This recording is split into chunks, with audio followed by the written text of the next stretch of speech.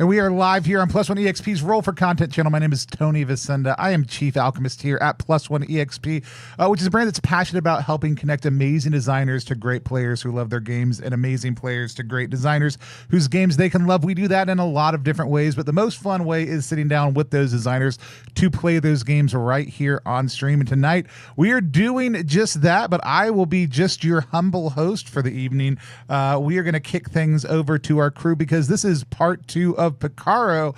You know it, you love it. It's the classic RPG, one of the earliest ones that came out, often glossed over in academic circles, but we know you, the fans out there, really love it. Brought back into a modern remastery, having been discovered by Wythe from Stillfleet in a stack of papers, I believe, just flopped out one day. Wythe, for folks who are just joining us, why don't you tell us a little bit about who you are, what you do, and about Picaro?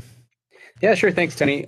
So I'm Wythe Marshall. I founded Stillfleet Studio. I made a game called Stillfleet, and I worked on Blister Critters with my friend Tony, and Danse Macabre medieval horror role-playing with my friend Chris. And we were working out my system, the Grid system. And when I found this old game, Picaro, which was about robbing the rich and wealth redistribution, and it was set around 1700. It had elves and dwarves. It felt like Tristram Shandy or Don Quixote or Gulliver Travels. I thought this would be cool to modernize using the Grid system and just lighten a lot and make into basically a zine short book. So that's how this project came to be. And I think the resulting game is really fun and epic, and it's been great. It's been really great to play with some amazing AP performers and hear their take. So last time, part 1 was kind of a pirate story, and really pirates on an island with non-pirates. And these are some non-pirates, I think, safe to say, whose lives have been now affected. So I will get back to that story, but that's a little bit about the game. It's pretty simple to learn, and you can pick it up. It's finally it's launched, right, Tony? You can buy the books from Plus One EXP. So really excited about that. Yeah, awesome. Yeah, you can head over to Plus One. Oh, hold on. Having to mess with my things because I didn't reset all my gates and everything after PAX and still haven't done that. So I'm manually adjusting my slider as we go. But yeah, we have it live over on the website right now. If you want to go check it out, you can, I think, go to ttrpg.link/Picaro and it'll take you straight to that page. Right now, if you are watching this, you can use Discordant to get 10% off your order. Ooh. And if you order 3 or more things, you're going to get free shipping in the US also too, through the end of this week. So you can go over and do all those things if you want to.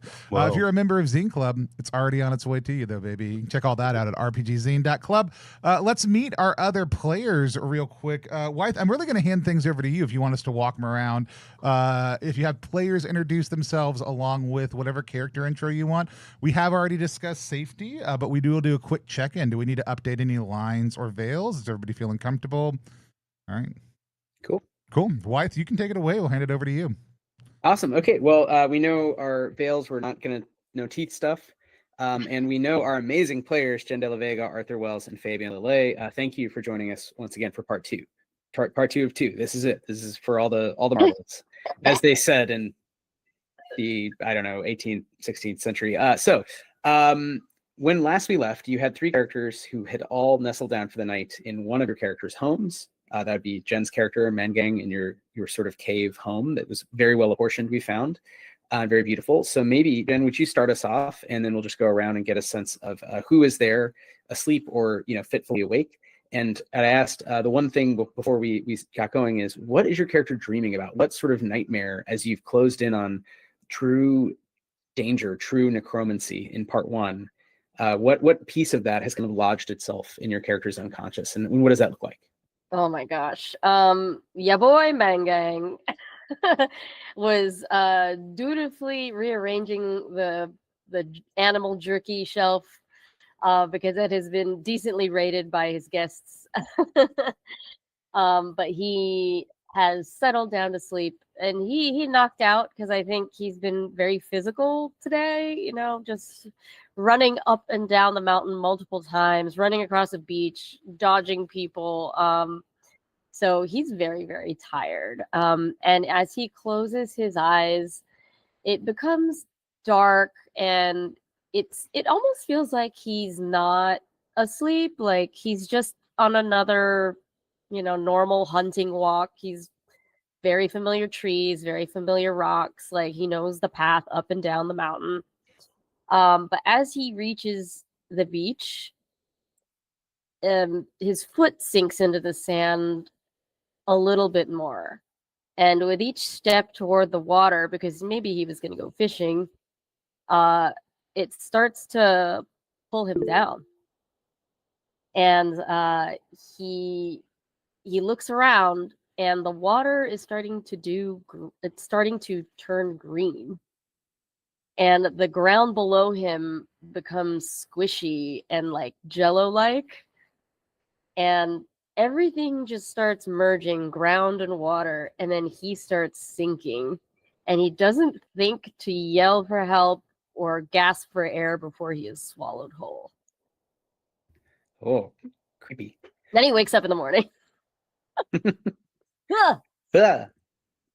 And we see Mangang, and just as a reminder, Jenn, what does Mangang look like waking up in his home, having cleaned up a little, gone to bed, and had this nightmare?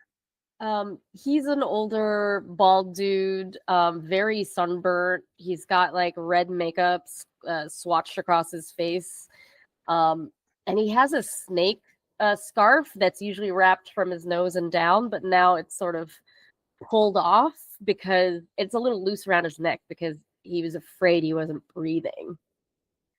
So he's just, "Ugh!" And that's probably the first time any of you have seen the bottom half of his face. Oh, nice. I like that. That's like, so mystery revealed to the trusted few. Yeah, very very patchy patchy stubble, like it was shaved off with a terrible dull knife. Well, I think the screaming awakens, unless maybe they awake another way. Mary. So Arthur, can you tell us who Mary is and what we see both in the night in their mind's eye and then as he awakens? Sure.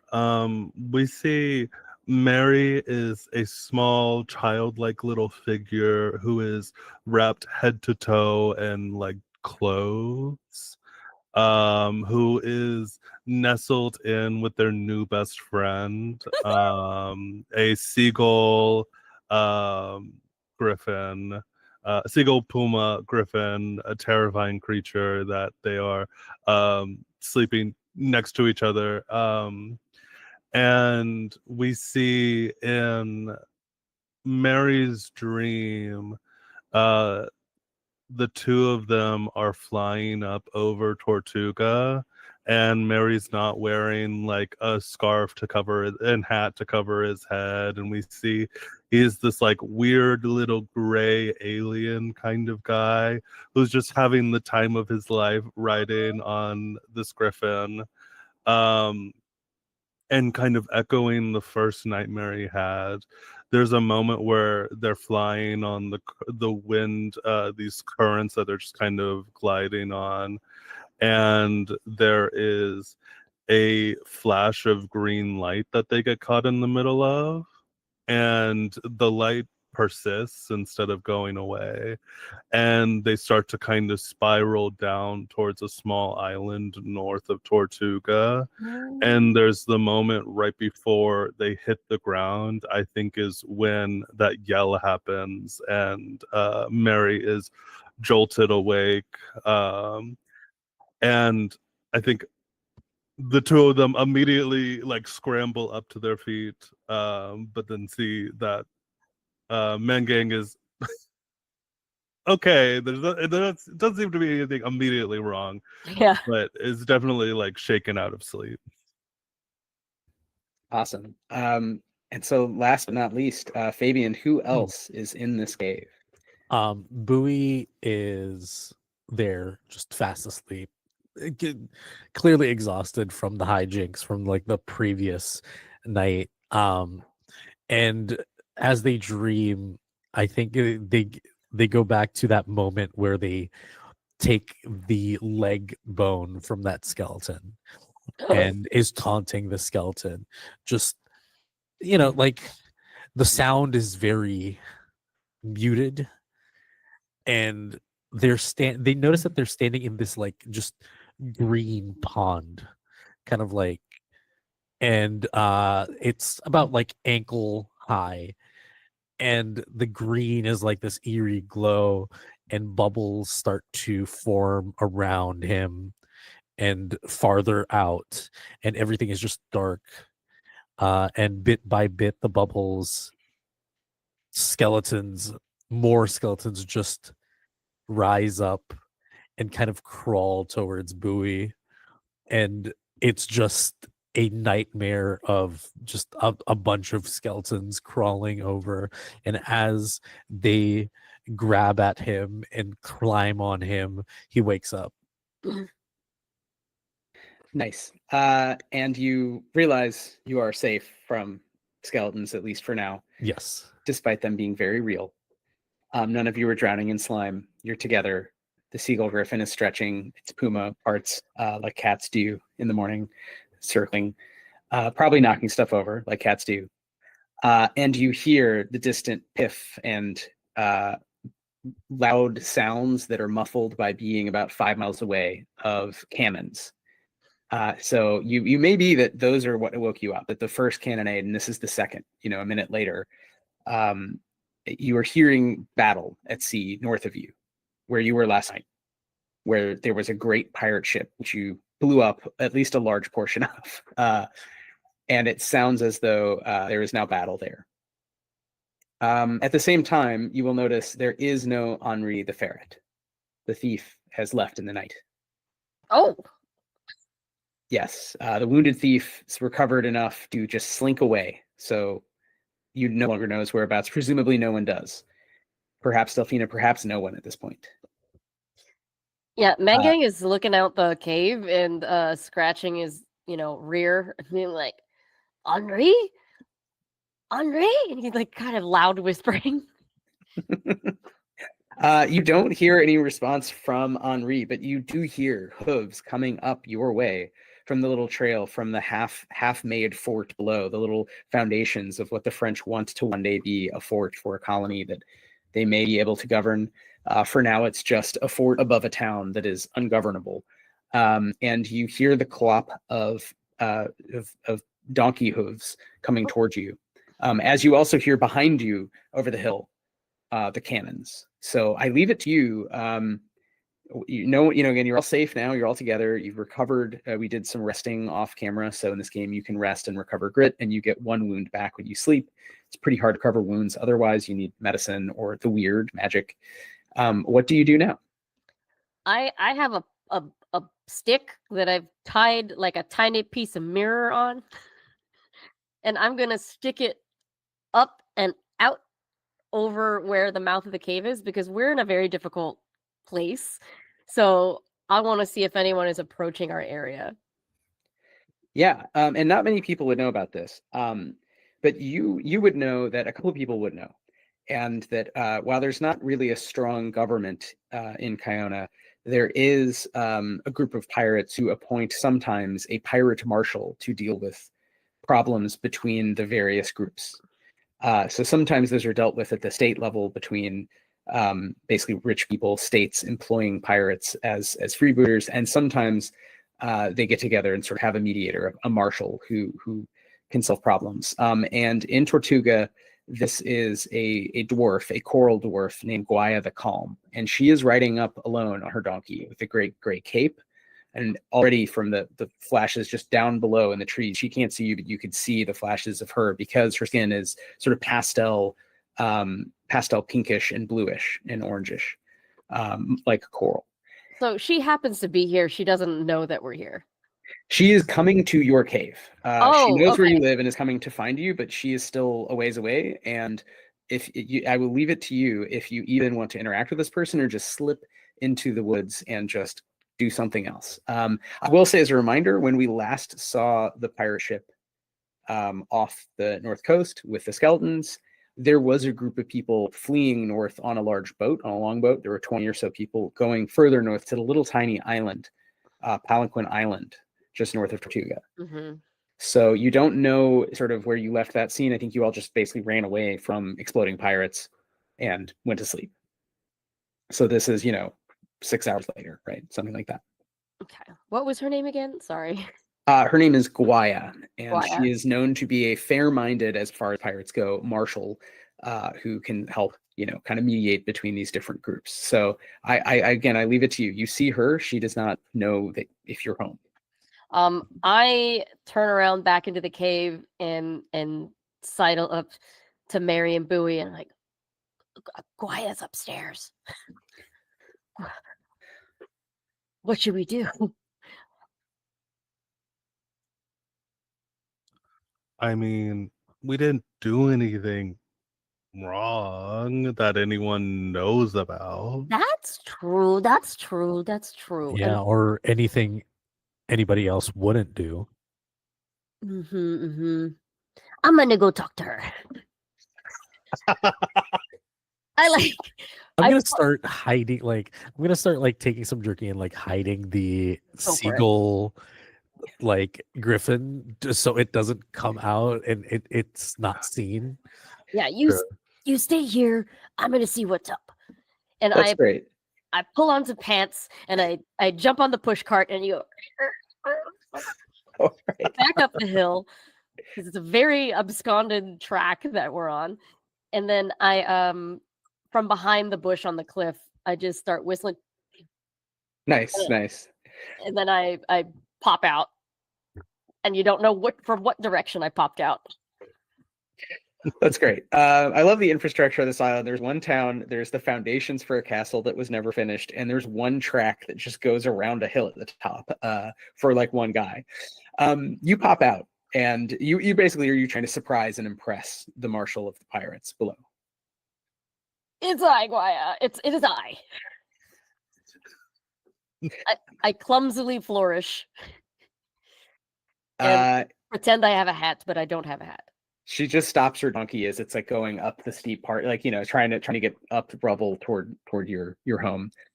She flips back her hood and maybe strokes her short stony beard, and also probably like fondles the large war dragon. They sort of basically shotgun at her hip, and says in a deep sonorous voice, somewhat like stones being mixed among waves, do you have Henri the Ferret or the 50,000 guilders he owes the various pirate crews below? I did have Henri the pirate, but he was in a very bad state. Very, very bad. And then I woke up and he was gone. And I'm not lying. And I put my hands up like this. I'm not lying. Would he fit in your hands? No, he's tall. I think he's taller than I am. Do you know where he is? No. It's not easy to get to Mangang's cave. Do you know why? And she just waits, and you hear the piff of distant cannon fire, and she just sort of points over the hill to the north. What's that? If do you want to roll charm to pretend you have no idea who could be shooting each other with cannons this morning? Great. She's going to roll will. She got a 9. My dude got a 5. Great. Incredible. She sort of inches closer, has the donkey just like steps forward, is straining, but keeping her very calm. And she just very calmly sort of looks you in the eyes and says, do you want to think again? Do you have any idea why there could be cannons? Oh, right. The ship. And he's like really searching his mind for details. Like, there seems to be a big ship over there. Any distinguishing characteristics of the ship that is probably shooting another ship or being shot at, or both? I don't know. I was asleep. I just wake up, you see, and he has no hair, but you can. He's like, you fluff the hair. He's like, you see, I'm disheveled. I thought Mangang knew everything about this island, but apparently I'm wrong. Normally, yes. Well, if in theory Mangang knew something, or Mangang knew someone who knew something, it might be of interest to the various ships docked around the island to the south to find out who is shooting and where did all that money go with that Frenchman. Well, I'll tell you this. I will tell you this. when we found Henri, there was some weird stuff. Yeah, unnatural, supernatural. Bones moving on their own. That's not right. And Henri was in a bad place, like very bad, very injured, very hurt. So he can't have got far. All right. If you find Henri, if you bring him down and find me, I will pay you for Henri, or whatever it was Henri was supposed to do to settle all his scores. How much does he owe everybody? He owed a lot of money. He owed more than we think than he could pay. Although he said he had a plan, there was some deal struck, and he's not showed up. He does not have anything to turn over. If you see him, just find me down in the town. And also, in the meantime, I'm going to investigate that. And at this point, I would say the rest of you are. It's the idea that Mary and Bowie are hiding, or just like kind of like not listening. Yeah. More concerned about making sure that the seagull puma thing doesn't leave the cave and startle whoever this is. We're best friends. Me and this griffin are best friends. I love this. Even cats are like, hey, I'm gonna check That's out not true. what else outside. Yeah. So I'm trying to make sure that like the thing doesn't leave and like have another thing that people want to investigate. Right. Give me a charm check, because it's funny you should mention this. The seagull griffin really wants to now. It's sort of sniffing like it smells food, and it's sort of walking forward on its talons toward the front of the cave. I rolled 8. Great. Max of what I can roll. It's still ultimately an animal. It may be of sort of magical origin, but it is an animal, and it is befriended to you, and you can just be like, nope, over here, and cats are distracted. Yeah, pretty much like I'm distracting it with food. Hopefully this is a food motivated creature that is easily like distracted by it. Oh yeah, it eats like half a horse per day, so it'll whatever you're given. Well, with that, if you let her, Guaya just walks on, and whatever the best trail would be, up and over the hill and back down the other side of the it's not really a mountain, but just the highlands back down toward the beach. She's going to go just try to take up a safe position and scout out what's going on. You all are free to act. It would be pretty obvious from interacting with the seagull griffin at this point to Bowie that the seagull griffin is not like acting in the way that an animal normally would, where it's gets up and does animal routines. It is trying to leave, and you can kind of keep it back for a while, but it clearly like wants to go somewhere specific. Okay. Well, Guaya, let me know if you find anything interesting. And I make the twinkle smile, like share with your friend Mangang. If you find anything cool or valuable. Yeah, do you want to roll charm to kind of negotiate an actual deal here? I mean, she was pretty vague about what she will pay you if you give permission. Yes, I would like to do that. 1 moment. Got a 7. Great. Nice. Yeah, she will pay you all like hundreds of silver if you, let's say 200 silver for total lump sum finder's fee if you find Henri or whatever it is that he supposedly stole that would A lot of money. erase all his debts. That's something worth essentially an entire fully laden like merchant ship. But it was something portable that a burglar could steal. Mm-hmm. And apparently he stole it and had it and then just didn't show up to the meet. He didn't turn it over to the captains to whom he owed all this money. So she is here to find him, and she's very happy to cut you off a piece if you help locate him. Okay. Mangang gets treasure bags in his eyes, and he bows. Nice doing business with you. Great. Well, yeah, she, like I say, she's going to keep going on her way. And in the meantime, you all have had these intense dreams, and this is from being just kind of close to a guy who was close to a thing. I mean, you think logically, for like a few hours, right? So it definitely feels like something. There is an imbalance in the normal types of sort of shitbaggery that happens around here with pirates and whatnot. So there's something very dark and necromantic happening. What do you all want to do? I really want to turn it over to the Picaros. How do you want to address, if at all, any of these various threats? Well, I head back down. The push cart, you know. I come back in.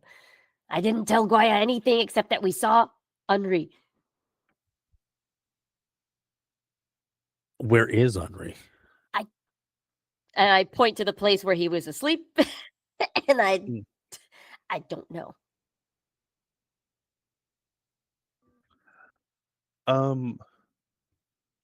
Why does it seem like the Griffin is trying to go, like, can we gauge if it wants to go like north, or is it just like out somewhere? If you kind of walk with it out of the cave, it very quickly turns northwest, almost due north, and it's sort of it looks like an animal almost in danger, like not like it is about to pounce on a rabbit, but it is about to be attacked, and it is kind of sizing up its opponent. And it sort of hunches back and it is flapping its wings. It's about to take off, but it doesn't do so immediately. It sort of looks trepidatious, if that's a word that can be applied to a wild thing. Mary's gonna turn back to the group and go, okay, so I was watching Scraw. I asked it its name, and that's what it said. It just yelled at me, but I'm calling it Scraw. And it looks like it wants to go north, which, I mean, like, if I remember, I think we kind of wanted to go north too. And I know, and I'm gonna pull another mimic class power, and I'm gonna steal from the thief, ironically, and say, I think I know somewhere near here where there's a small longboat that we could take if we want to go north. And I'm gonna grab flashback from the thief. Nice. What? So flashback, before each caper, you complete useful good. preparatory work. You start with the narrative hold, and one of the things you can do is suddenly produce a tool you need that you already know where it's being, like, know where it is, that kind of thing. I'm paraphrasing really quickly. No, yeah, that's great. And so, and that is flashback's free, and it's once per session. So you're mimicking it, and this is your like one mimic of that per session. And you indeed already know. You're like, yeah, I know about this kind of hidden boat. Do you want to say, is it like someone specific's boat, and they've hidden it, and you know they're not using it right now? That's kind of the vibe.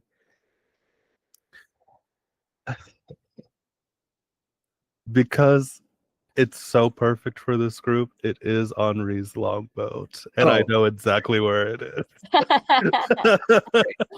Damn. It's hidden just behind the tree line, right by the beach. So great. So that's just north. Let's say it's kind of the beach where you were last night, but maybe further west. It's in a very wild area where the trees come almost down to the water. So there's not as much beach as the big flat sandy beach you were kind of running on, where, you know, off of which this great pirate ship was moored, and buoy blew up a huge piece of it. You know, the castle and most of the upper decks. You can head that way. It won't take you terribly long. So you're heading through 4.5 miles maybe of rough terrain, but Mangang knows the way. You all maybe have been there before as well. So do we want to try and get the jar still? Because that was kind of the direction it was in. The Henri might also go for the jars. If he owed somebody, then maybe because he really needs to pay them off, they might not come back empty-handed. So it's possible. He's like me. If you're not dead, you're not dead. What a catchphrase. All right. So are you all heading off? If so, you can just head off toward the sounds of the cannon. sort of around the hill the other way from the trail that Guaya's donkey is picking out. You're headed toward this hidden boat, and above you, Scraw has now alighted and is flying circles and then flies with some steam toward the little island north of Tortuga. This long sort of comma-shaped or kidney-shaped island. And you also see here and there other seagulls that after a moment you realize are way too big to be seagulls. So there's a few other seagull griffins now circling the island. Oh. As you travel, anything that you want to note or look for? Is there, I mean, Henri was like pretty banged up. Is there like any signs of like movement or like blood? Yeah. Roll reason or will. So either you're investigating actively or you're passively just like you're used to looking around, having environmental awareness. Let me do reason since it's a D8. This is 3. It's a big. It's not a huge island, but there's still enough just woodland that it's hard to know exactly. Like if you didn't pass the tree that he went by, he almost certainly left a trail. But it might take a while to find that. So you're not sure which way he went on a 3. However, you get down closer and closer to the boat, and as you do, I think you do pick up a trail. So it sort of doesn't matter whether you found him earlier or later. You find that he came toward the boat. He had the same idea as you did, and then you see more blood. And you don't know what happened. There's just sort of blood on the leaves. The boat is still there. The boat is still tied up and sort of covered. It's got big leaves over it. But Mary knows, like, you just brush them off. There's the boat. And it looks like perhaps Henri tried to get to this boat and then had to run in the night. If you look now, again, if you take the time, you find some boot prints, some of which look like essentially just bone feet pressed into sand or mud. Mangang shudders because it's like, oh, them again. And I guess Mangang's gonna like take the front and start trying to drag it out toward water. But as we go that direction, do we see what's happening and what's making all the noise? Yes, the noise has quieted. I think this is a great time to ask, are you trying to be sneaky or are you just like, I don't care. I'm going to go for a boat ride. I think we want to look before we actually go out. Yeah, if there is a possibility of us getting like spotted, I feel like we would try to sneak for a little bit. Okay, so the low trees, the salt-tolerant trees, all the way at the front, and then some grasses around, but mostly just these low trees, and then there's some rocks, a rocky beach, and to the east more sand, and further to the west there's even just some cliffside. You see from where you're looking, as you find the boat, you're not being attacked. You don't see skeletons like around, but you do see in the distance this great pirate ship, no longer on fire. It is still floating. It is not sailing anywhere anytime soon, and it is down many sailors and much cannon. But it has been in a shootout with a much smaller vessel that you would recognize even from its wee little profile and the fact it's usually not that high above the water. Is the Big Gulp, the Nemo's submersible-esque submersible. So it's sort of a missile shape with like lots of sort of razor sharp involute ornaments along its sides, and it has these kind of crab legs and operates by the weird. And it has surfaced and dried off enough to shoot cannons at the larger vessel. They've had a shootout. Both vessels are still there, but you can see Jost is walking toward the beach. And you see that on the beach there are some sort of mix of skeletal and human pirates, and they are sort of rushing to fight it. And it is now in a melee off to your east in the early morning light. Whoa. Hell of a thing to watch. I think probably you see the hatch open at this point, once they're fully dry, and you see the horse-headed dandy necromancer Jost just sort of directing with a saber, just like yelling and So singing. he's a He's like, necromancer. sorry, who knows what he is? Who knows what this guy does? Aw. A simple merchant or Nataga school. We would call him like a sovereign citizen in the 2020s, but back then, he's declared that he is going to live free under the water, and he's convinced a dozen or so sailors to come with him. So they are currently battling pirates on the land, and you can't hear from this far out, but there's muffled yelling from both sides. And we're being so sneaky Yes. as we push this boat across the beach to get to the water.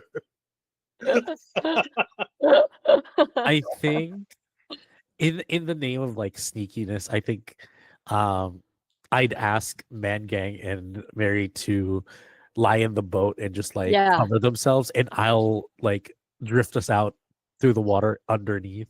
Nice. Yeah.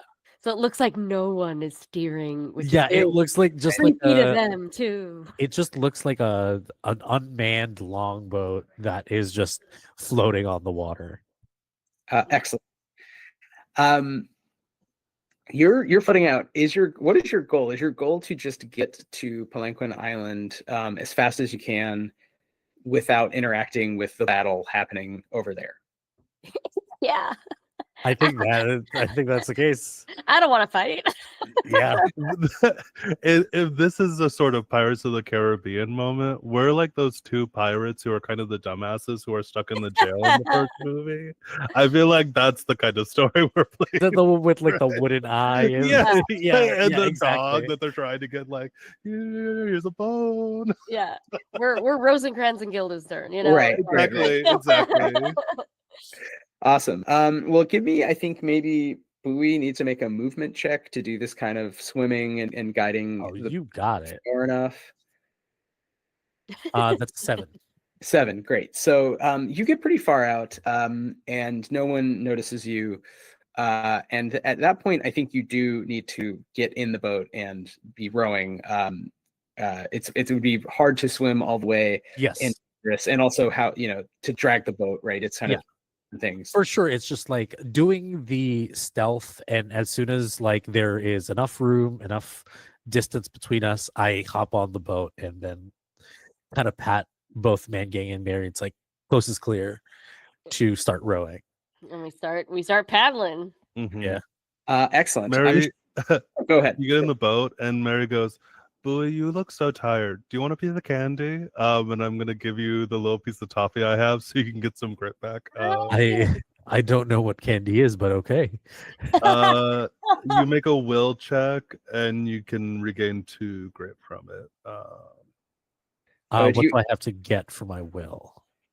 6 or right? Better, yeah. But do you have to make a check to eat? Oh, is it just because candy's not that nutritious? That's maybe why. I think so. Sorry. I only have 4. I don't know. I don't know if that gets me anything. Just get 1 grit. I think Okay. that's a sweet gesture, and your comrades looking out for you here. Really streamline the caloric density versus nutrition system. Trying to balance that in simple ways. I mean, if you've never had toffee, also, even if it's like wet and has been in a child's pocket for like an unknown amount of time, you're rowing past this great vessel while it is at war and has lost so much of its crew. There is the chance that someone sees you. So I'm going to roll. As there are lookouts whose job it is to literally look out for other vessels, and they got a 7. So I think what happens is you hear you're passing at sort of the closest possible point. You hear a scream from the crow's nest. You see someone pointing at you from way up. They're just a stick figure, and you see pirates running. You're not fired upon. But there is someone yelling. It's kind of hard to hear them from the distance you are away, but they're clearly yelling to like come chat with them. And they're waving a sword, pointing, and it looks like effectively like a captain figure standing with a bunch of sailors on the side, trying to sort of get you to come over. But it is up to you what you want to do. You could just keep going. Wait, they're calling to us? Yeah, they're like, hey, come this way. Why? And Like the I look skeleton at captain, the skeleton crew, or You do see among them are some skeletons. So this isn't Jost's crew. This is somebody. It's the other crew. It's the other crew. This is the other crew. Yeah, these are this is the Brethren of the Beyond. This is this large pirate ship that includes both living and non-living members. But they're far away. You can barely, do you want to even get close enough to like yell and have a conversation? I'm gonna whistle a weird way. Okay. And Palasu comes darting over to our boat. And should I send a message to that boat? Those guys look like they're trying to talk to us. I mean, it's up to you. They might just hurt your bird. I don't know. I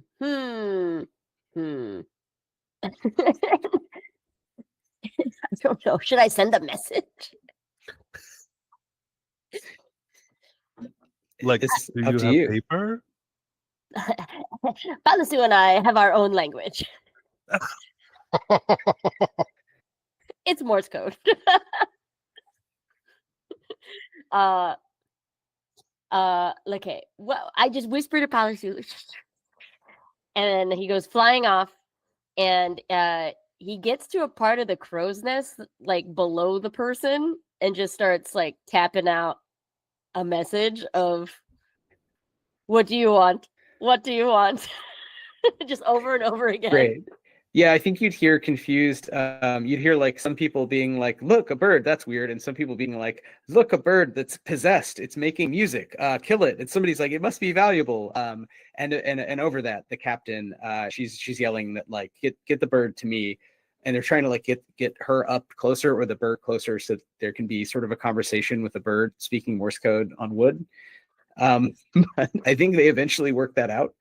And they tap out in whatever this common phrasing is that all the pirates use for their sort of communications at sea with trained birds. She taps out like need help, can pay, and tries to like send the bird back to give you that message. Okay, we're meanwhile still rowing. Okay, you're just Going. leaving. Okay. Well, I mean, it's just can't just sit still. I mean, Oh, Fabs, right. you're muted. Oh, I'm just gonna raise a finger in the air. I'm just like, no. And we're just gonna keep rowing. All right. You keep rowing. So you now know that there's sort of an odd situation where Jost has not taken over this vessel. They are, it seems like they might drive Jost away. And they, meanwhile, are kind of stuck and seem to view you as, it seems like from the tone of the yelling, they think you're just normal, like fishermen. yeah. Good. So the conversation might have gone something like, somebody blew up a lot of our ship and now we're like momentarily stranded, and there's things going on. So you don't know. You are rowing closer and closer toward this little island. It has much steeper sides, and there's definitely sea caves, arches, and there's green covering everything. And you see that on a patch of beach that is a little flatter, there is a large, nice pirate boat pulled up. And there are 2 guards, both of whom are skeletons with muskets and swords. There are now even more seagull griffins around the island circling. Maybe a dozen. So do they see us when we pull up? I mean, you're headed toward them. You could go like around the other side. They're definitely like keeping watch over the boat. Which way should we go? Do you want to head on or be thieves and go around the side? You're the hunter. You're the tracker. I'm following your lead. Would I be familiar with this island too, or is it something that like us locals don't really interact with? I'd say real reason to see what you know specifically, sort of lore wise. You certainly know that it exists. There's lots of little islands. Okie dokie. We got a 4. Incredible. Not great reason roll. I don't have a good dice for it. For some reason, there's not much. It's really rocks. On the other side is just mostly sand. So there's not much you can grow here. Nobody lives here. It's got, you can't think of anything. It might be that you've heard vague rumors, but you don't remember sort of anything too specific. Just sort of a bad vibe spot that no one lives on. Are we in fighting condition? And I look at Bowie and Mary. Only if we really need to, I think. Yeah, I think we're gonna try to go around the side then, to a sandy area before it turns into complete rock cliff situation. Okay, you're going around. You probably the skeletons are like clocking you, but like don't really have a great option because it wouldn't be efficient to like swim after you or something. So they just kind of stand there. You go around the other side of the island. There's no one, and the only thing at this point, you're not hearing cannon fire. The only weird thing that you notice is that there are just more and more of these seagull griffins. There's like 1 or 2 coming every minute from somewhere, and they're just kind of circling. And now because they've been up at it a while, some of them are lighting in the tops of the higher rocks. So there's sort of just a nest of them forming, and most of the time they're in the air, just kind of riding thermals around the center of the island. All right, can I burn 3 grit and use track to find the apex or like the center of where they're gathering? Yeah, this is great. So you're burning 3 grit and making a reason check, and it should be pretty easy because this is kind of you can kind of see it. So it's really more getting to it. It looks like you're gonna have to climb some rocks and maybe go down into sort of where there's water cutting through rocks. Okay, I'm gonna burn 3 more grit, and then I got 7. Great. You can figure out from where you are that you're gonna have to go way up and down, and it looks like they are over sort of not quite maybe the center, but the center of the rocky area where there would be sea caves underneath. So you're guessing it's a cave. It's another cave situation. And also, since you used power to investigate this, maybe I'll ask in a second, Jen, what it looks like when Yang like tracks something in this way. So sort of observing a natural or unnatural phenomenon. But you have this rush, this anxious feeling of that green slime overtaking you. No. And you feel like you're pretty sure that they are also tracking the jar. They are tracking something, and that is just attracted. It doesn't seem like it's going to stop anytime soon. Just dozens and dozens of these very large predators, which are otherwise extremely rare. They're not like hanging out everywhere. Yeah, so it looks like Mangang starts sniffing like loudly and often. And he gets down on one knee. He licks a rock. He throws some dirt in the air. He like smells it. He like looks at it. He licks a finger and puts it in the air and like like rushes to a little bush and like looks at a broken branch. And it's just like he's just very manic and finding little things. And it looks like it's nothing to you, but he goes, ah! And he just darts forward like, follow me. All right. What are you all gonna like go up and climb these rocks and try to, I mean, you're gonna come close to the storm of seagull griffins, and there is a chance that if there are pirates around, they could see you. So is anyone sneaking, or is it just a mad race to like run after Mangang? Mangang is not hiding, so he smells money.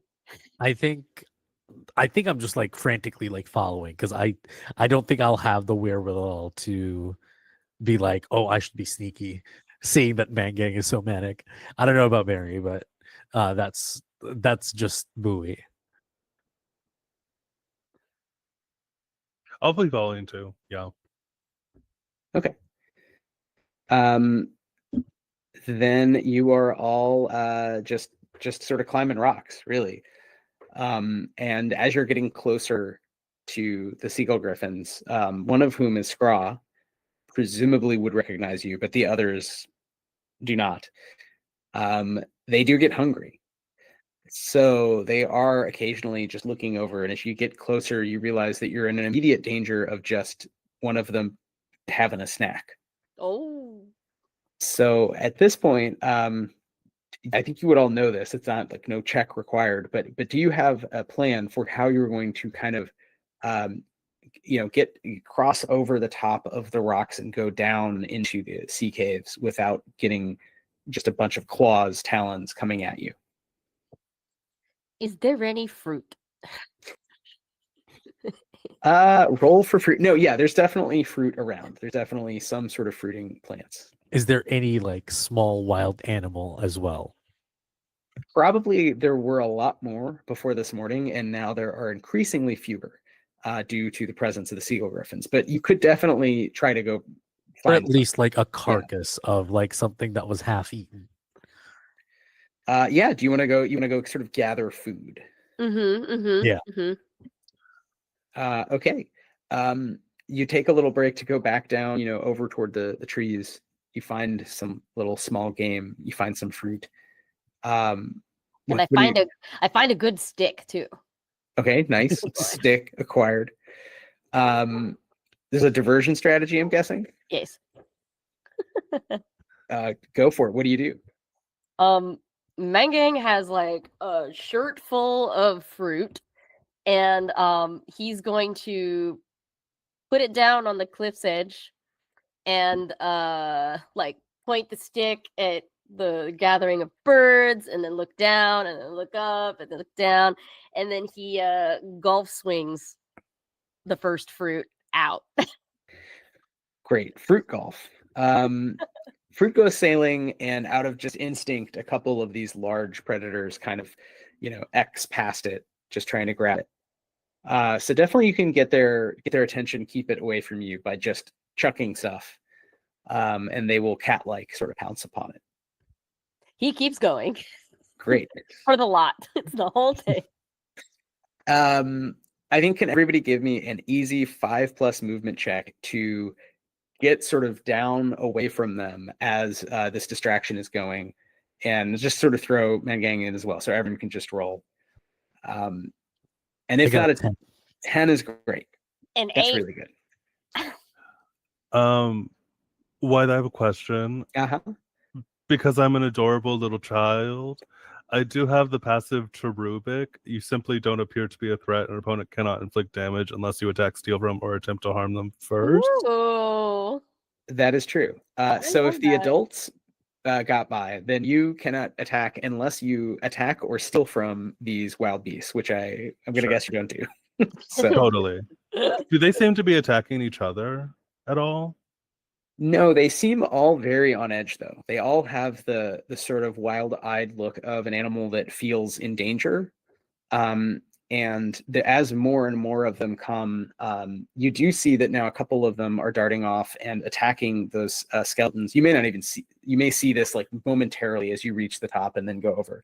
But they're now fighting with the skeletons who are guarding the pirate boat. Serves you right.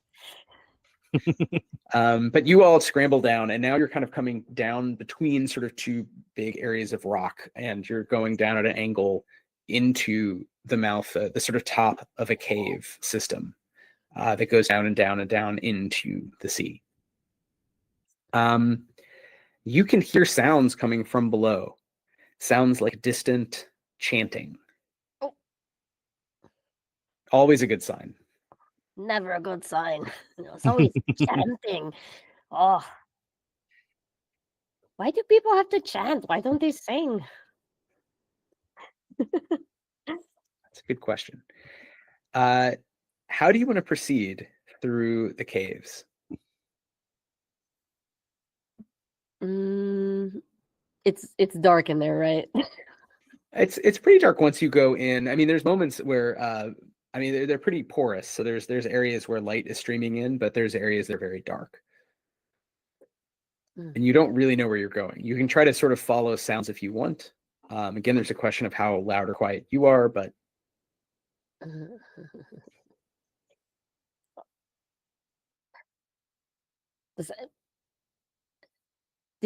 Did Mary have another tracking skill that was kind of different from mine? It was oh, you're right. That's one of my I was wondering. I was like, I think this might be fetch one. Oh, yeah. things. Let's see. Fetch. You can feel where the people are. Yeah. Alienation Born. I can spend 3 grit to search out the feeling of a specific person. Would, I guess, I don't know if we know anyone specific that would be down there. Mm.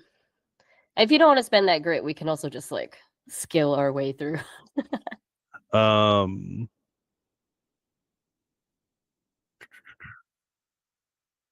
no, I think, let's see. I think that we can try this. I'm thinking Henri, maybe. I Ooh, was about to say. yeah, okay. Yeah, sure. Let's try that. Great. So 3 grit, and there's not a check. It just is a heads up. Yeah, you always feel the presence of humanity, of people. And in this case, there's definitely people below you, and you can feel Henri, you know kind of what he feels like and whatever this sixth sense is for fetch. And you feel he's down there, but his spirit is now very, very weak. It's like very close to death, but he is like right below where you are. And you know the sort of route. You can sort of see it and almost maybe feel how he was presumably sort of dragged down to the depths.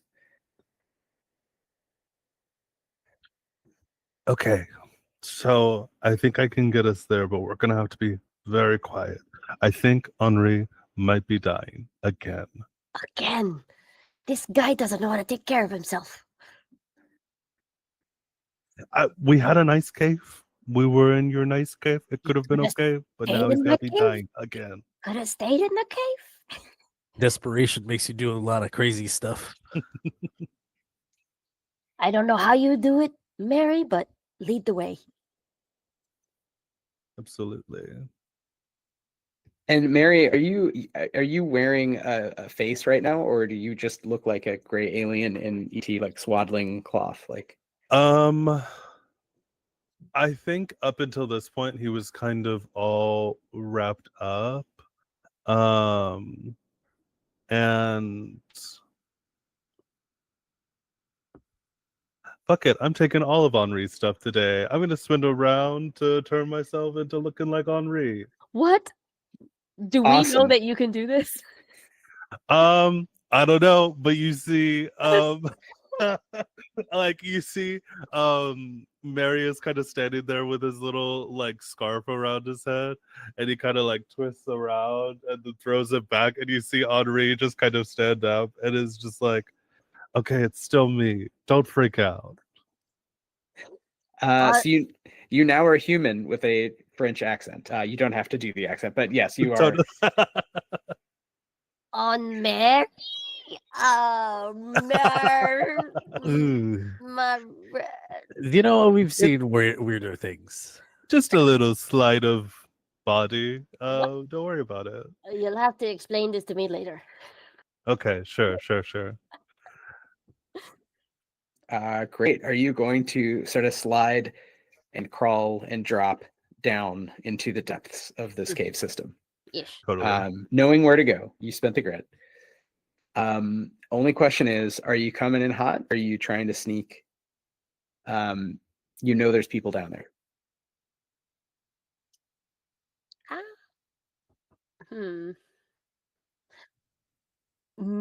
Maybe we don't have to sneak because you look like Henri.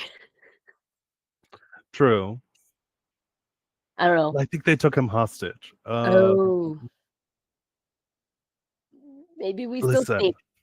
Oh, yes. I think we sneak down there. I'm gonna try and scare the shit out of them because you guys, listen. I mean, You just have to trust me, and when I tell you to not look at me, you need to not look at me, okay? okay, because It's gonna I'm be scared fine. right now. We just gotta be sneaky. You got it, Mary. Awesome. You head down there. And yeah, you look like Henri. The chanting is getting louder, and the caves level out at one point. You're about at sea level. Depending on the tide, you can see the water comes up and down. There's patches that are muddier. It's pretty dark. And this long twisting cave just kind of goes forward through the rock. It sounds like there's about a dozen people ahead of you. And if you're not trying to sneak, then I think the chanting, some of it subsides and you hear footsteps coming toward you. And you also see, I think, a green light ahead, like a green lantern. Not related to a green lamp has been lighted and is kind of giving off light from sort of around the way. So it's sort of just eerily lighting up a bunch of the cave. I'm gonna hang back behind a rock. That's like I'm just gonna be back against a rock and just like checking every now and then. As Mary's gonna go scare these people. A couple sailors are sort of rushing toward you in the dark.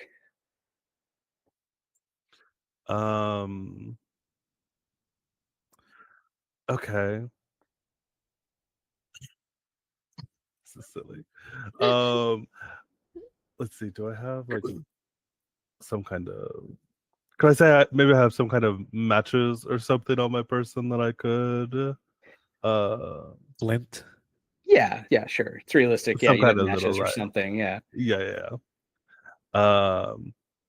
As they're approaching, he'll flick a match and go, "It is I, the spirit of Henri. I have died down here, and I'm here to haunt you." This is great. French Dracula vibes. This is great. Totally. Why don't you, if you're trying to scare them, then roll charm because you're Well, I think right. I'll see how they we'll see how they react to this first part. What's my charm?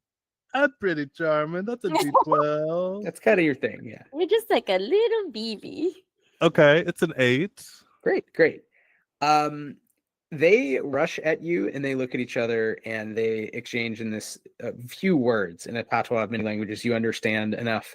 They're like, "But you're," and they're kind of doing the Spider-Man point, like they're pointing at you, they're pointing back around the bend, and then they're terrified. So whatever you said, it works. They just start running back the other direction, yelling after James. And they keep saying, you got to come here, James. So in this split second, what do you all want to do? I want to throw my stick like a javelin at one of them. Oh, just as they're running, just stop get them in the back. Yeah, stop one sure. of them. Totally. Roll combat. This is an ambush. They're running away from you, so you're just rolling to hit. Yar. Wait, let me see. Do I have something better than this? Do I have to be close enough, or I can just throw things? Oh, you can throw things at near. I can throw things. Yeah. I'm gonna burn 4 grit and use Berserker Strike. Great. Wow. I automatically hit my target. So that cool stick I found, it's hurtling toward one of them, and it lands the back of their head. And then I have to roll a d6 to see how much I hurt them.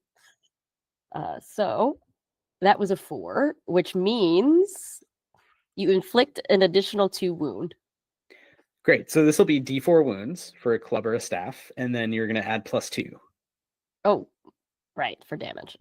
3 + 2, 5. 5. Okay. I mean, I don't know. This is like you caused a concussion, right? So one of them you've severely concussed, not killed, but one of them is like down, like kind of getting up, but like out of it. The other is like, what the fuck, and turns around, and again is terrified. I do think that you realize more people are going to come your way. How do you want to play this? Ooh. I'm still at the like outside of the cave. I'm still like at the mouth of the cave. I'm going to signal to Mary to kind of like, no, it's fine, let them. And I'm gonna burn 7 grit to use vanish. And then I'm gonna do a flashback. What? Ooh.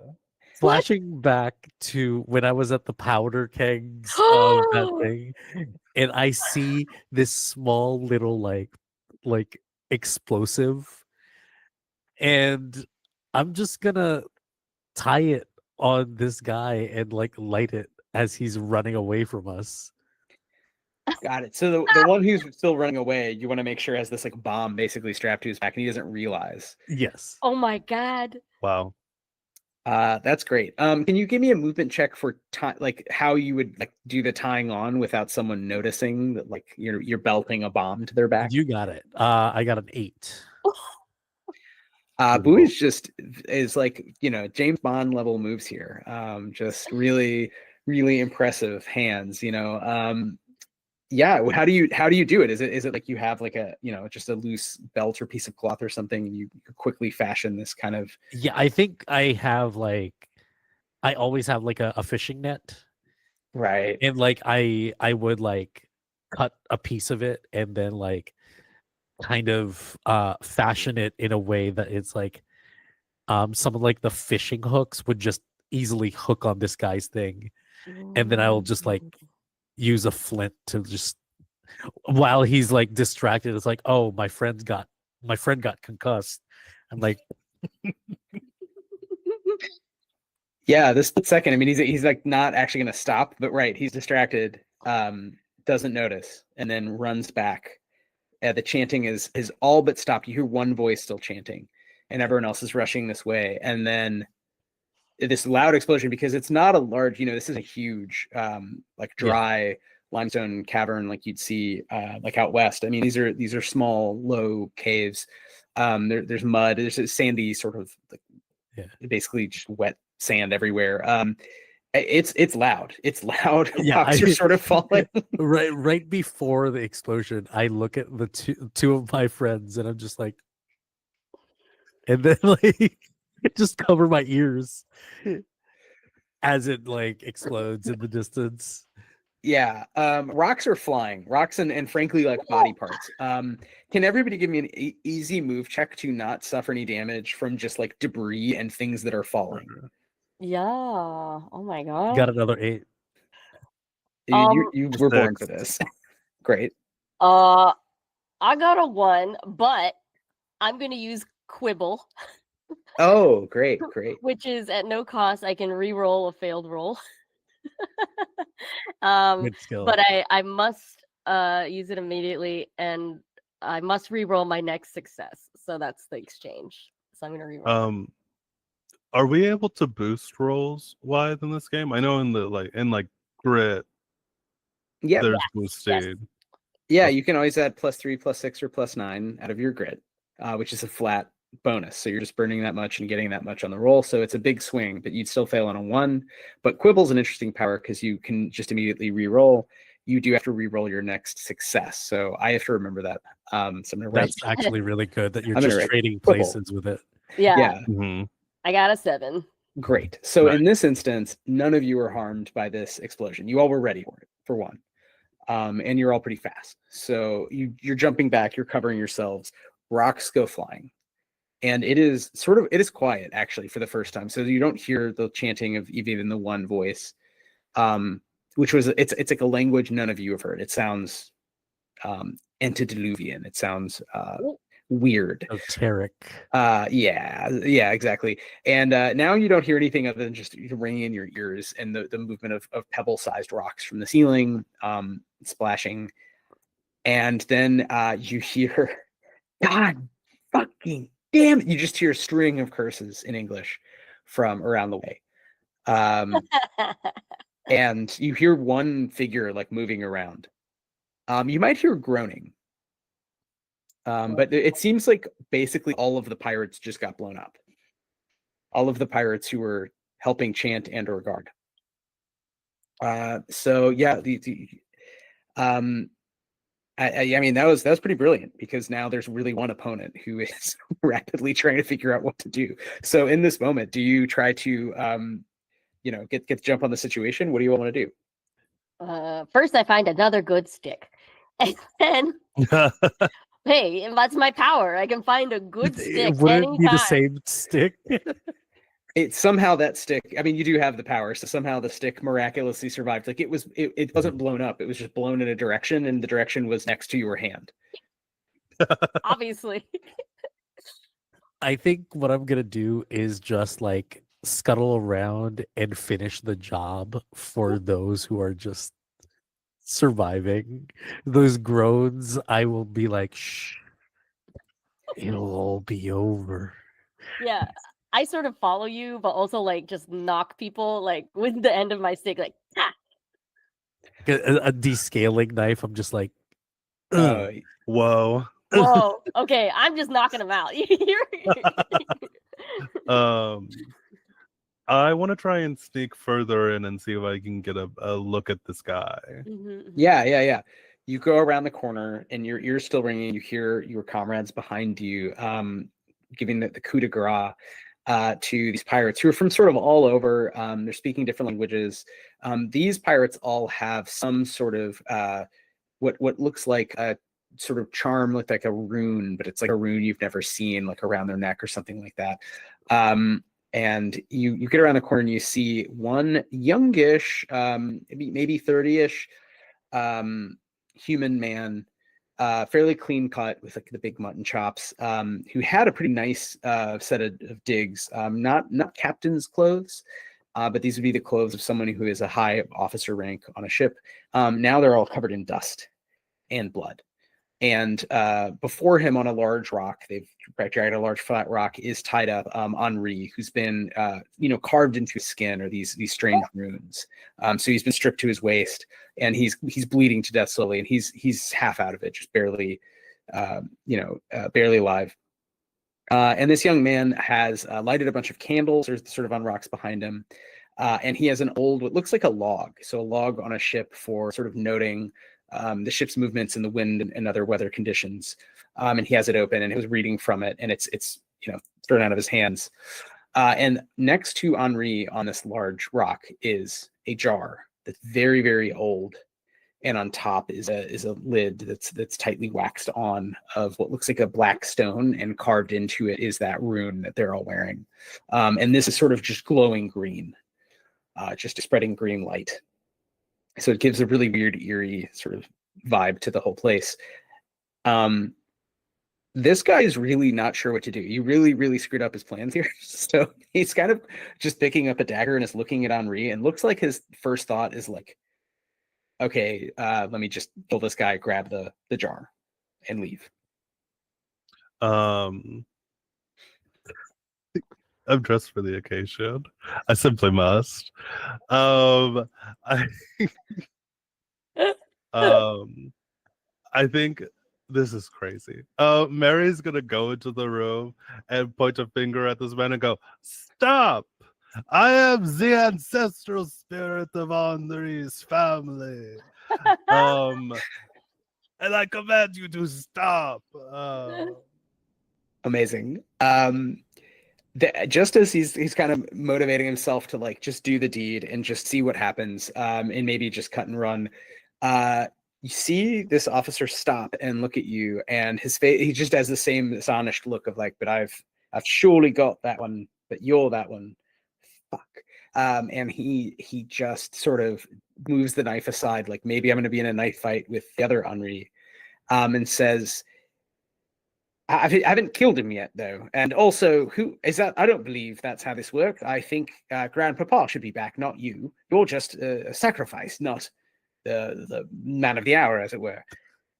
He's just sort of like arguing with you. Like he wants you to not be a ghost of Henri, but he wants you to be someone else. I appear out of the shadows right next to Henri, because I've burned 3 grit to slip from where we were, and I appear right next to Henri, and I'm like the actual Henri who's lying down, and I'm like, this man is worth more alive than dead. And I start untying him. If he had his hench persons, you would be in combat. However, there are at least 2 of you doing spooky things, and only one of him. So he is trying to gauge how to essentially check you and just keep running and just get out of here. But he is grabbing the jar. So as you're untying, I'm going to say if you're untying, he grabs the jar. He has the jar in his hand. He has a knife in the other. And he is just running. He is, yeah. Knowing Bowie's behind us, Mary's going to go, that gay. Don't, and just the other ones, they don't look, but it's just like don't, and is gonna drop his face so that he's his gross little alien self again. You said my name, and so I'm obviously looking. Totally, and is fully running at this man doing the like oogity boogity, like I'm a scary gremlin. Oh my god! At this man, to cause let's see, it's faceless. In the back of that, all you hear is like, shh, it'll all be over soon. You're still going. I'm still going. Any non-fetch who sees you without a borrowed face must make a will resist check or find you horrifying and seek to leave your present. Yes, the same applies to would-be friends. So unfortunately. So yeah. I think this applies to just Mangang and this officer named James, who failed his check. He got a 4. So he is screaming, terrified. Like he goes from calculated risk to like straight just terrified, not looking, full on running. Really only not even effectively wielding a weapon, just clutching the jar and just running forward. I got a 6, but I have to reroll it. You do have to reroll. That sucks, but I got a 7. Hey, nice. Hot hands. That was scary. Yeah, maybe for a moment, Mangang is like, "Oh right, Mary's not a little boy. Mary's like an alien birth of the city who can just appears like people." Yeah, I mean, it seems like you're letting him run with the idea Bowie is going to stop him. So, Fabian, what happens when you see this officer running, screaming past you, or to run past you, holding this jar that is glowing? Can I like maybe psych him out of like, because like at this point, Bowie's just covered in blood, and just like kneeling down to like this guy's like allies and just like finishing the job. Can I just like wide-eyed just like look at him and just to like scare him like in his wake? Like, yeah, I mean, do you want to stop him? Like just get him to stop running? I do, but I don't think that I would have like the like I don't think I know what's going on. So it's like I want to stop him.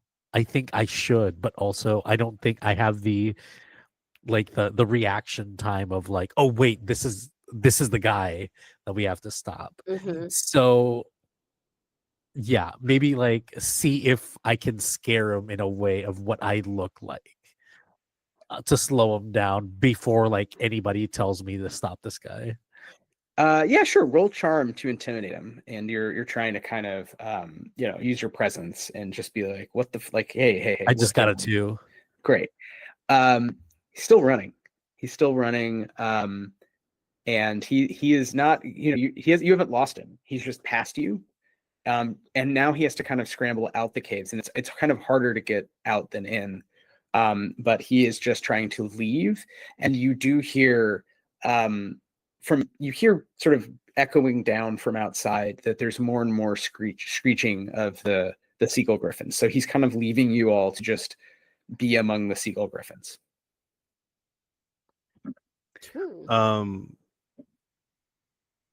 In a sort of last-ditch effort to stop this man, could I try and call Scraw to maybe pounce on him?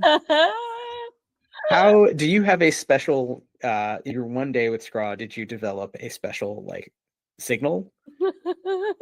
I think the only thing that we've like really established as something the two of us understand is that I'm calling him Scraw.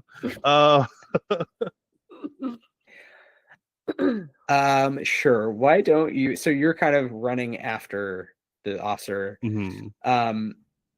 and you're just screaming scraw up into the cave toward the entrance. Maybe roll a d20, and if it gets at or under your charm, then you just yelled enough and made the sound well enough. Hell yeah. This is just real random. There's like 100 of these animals. Absolutely. I rolled my charm exactly a 12. Oh wow. Great. Oh yeah, you do have d12. Yeah, I think one of the seagull griffins, you think it's Scraw, a little hard to say. It's now like blocking the top, the most obvious exit of this cave system. And the officer is kind of scrambling up and then now just sliding back down, and it's just kind of halfway between you and Scraw. And is looking around and sort of thinking like, oh, where else can I go? While holding the glowing jar, which is also like, it seems like shaking. It's like hard to hold. I think we need that jar. Yeah, by this point, I think I've untied Henri and I'm carrying him on my back. And I'm like slowly trudging to the front of the cave. Like, don't forget your man Mangang. Don't forget me. I've got our paycheck here on my back. Yeah, he's just muttering numbers in his delirium. And you realize after a while they're debts to these different captains that would have all been erased if you were able to get and hold on to this jar. And if he decided to actually just make the deal and not try to keep it for himself or get more money. So he's just like number station. What do you all want to do now? Well, I think I've made it to the front of the cave. That guy is standing outside of the cave with the jar. He's down. I mean, he doesn't want to fight the seagull griffin, so he's gonna try to just go somewhere else in the system and try to fit through. He's like looking around. I'm gonna roll his reason and see if he finds another way out. Nope, he's just kind of frantic and panicking. Toward the front of the cave. Yeah, go ahead. Oh yeah, do you want to do something? I'm just gonna put Henri down safely at the mouth of the cave. And I'm like, we're business people, over here on Tortuga, we like to talk about business. And I look at this guy straight on, and I look at the jar, and I look at the guy. I don't know who you are. I don't know why you've come here, but you've made a terrible mistake. The ritual's already in progress, you see, and there's already a fitting vessel. So if we could just proceed, actually, perhaps you could help me and we could all benefit from getting back Grandpapa Nick, and everything will be right the way it was. Or better, I don't know. But whatever that is, maybe also can be spooked off. But I don't think we could just stop it. It's already, he sort of gestures that it's like shining a light brilliantly and kind of rattling.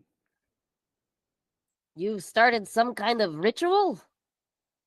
Yes, quite. I think you heard it. It's one of the 15th Enochian keys, but it doesn't really matter what it is or what I was trying to do. What matters is it's half done, and I don't think that's best for any of us at this point. Hi, I'm James. I'm the sailing master of the Beyond, or I was the sailing master of the Beyond. I seem to have tenured my resignation by coming here and starting this ritual. So perhaps you could help me just finish, and then we'll all pop off together. How much? And I look him up and down. I go, how much? How much? I just like walk from behind Mangang, all covered in blood, like a scaling knife in my hand. My hair is just wild. He says he can get you, if you're talking money, he can get you in raw specie in silver pence, 10,000 silver. But he needs to first complete the ritual, speak with his grandfather's ghost, technically. And then he will be able to, basically, he will be able to reclaim what is rightfully his, and that is worth just tons and tons of money. You just got to believe him. You see algebra in the air as Mangang is trying to remember how much the other people were going to pay them. Like trying to wait. Is this better or is this worse? I'm just gonna be like 10,000 is a lot. But I might not be smart. Does that mean you have to kill our man here, Henri? True. 200 is guaranteed. That's right. 200 is guaranteed. We bring Henri back to town. And that 10,000 you still have to look for, don't you? And I just like point at him. You don't have it in hand. No, not quite. Well, I don't have. Grandpapa knows about a great treasure, which would be splitting up, and you'd be getting a much larger share with 10,000. That's an insane amount of gold or silver by any standard. But Cash in hand is more than cash as promised. Maybe roll will if you want. Anyone can as a free action as you're having this conversation. Yeah.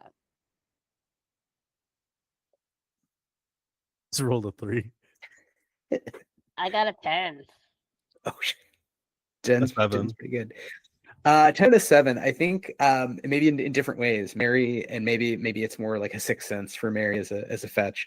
Maybe Mangang, again, you're a witch and you're trained. You know these lands. You know sort of what's natural or unnatural, and what things are just rare. You know, griffins versus like truly disturbing.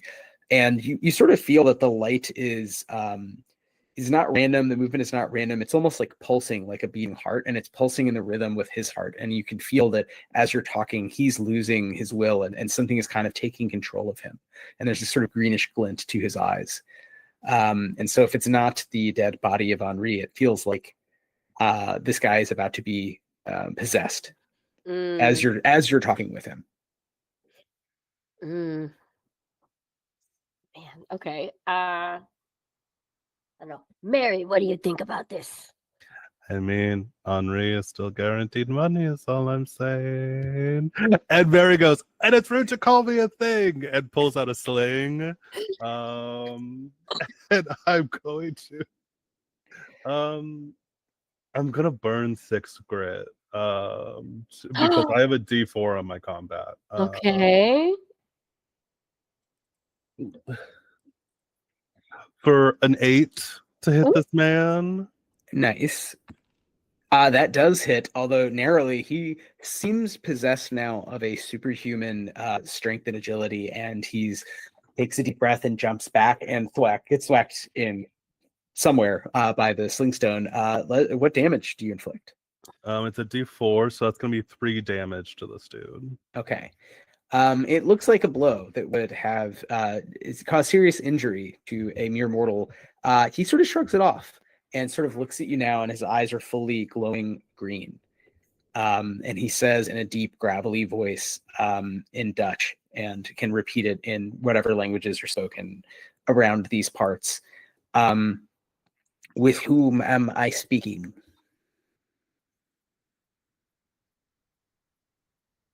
Well, I am Mangang. Mangang. He sort of repeats, toneless, like, without emotion. Staring. His eyes are barely open. He sort of looks at Mary.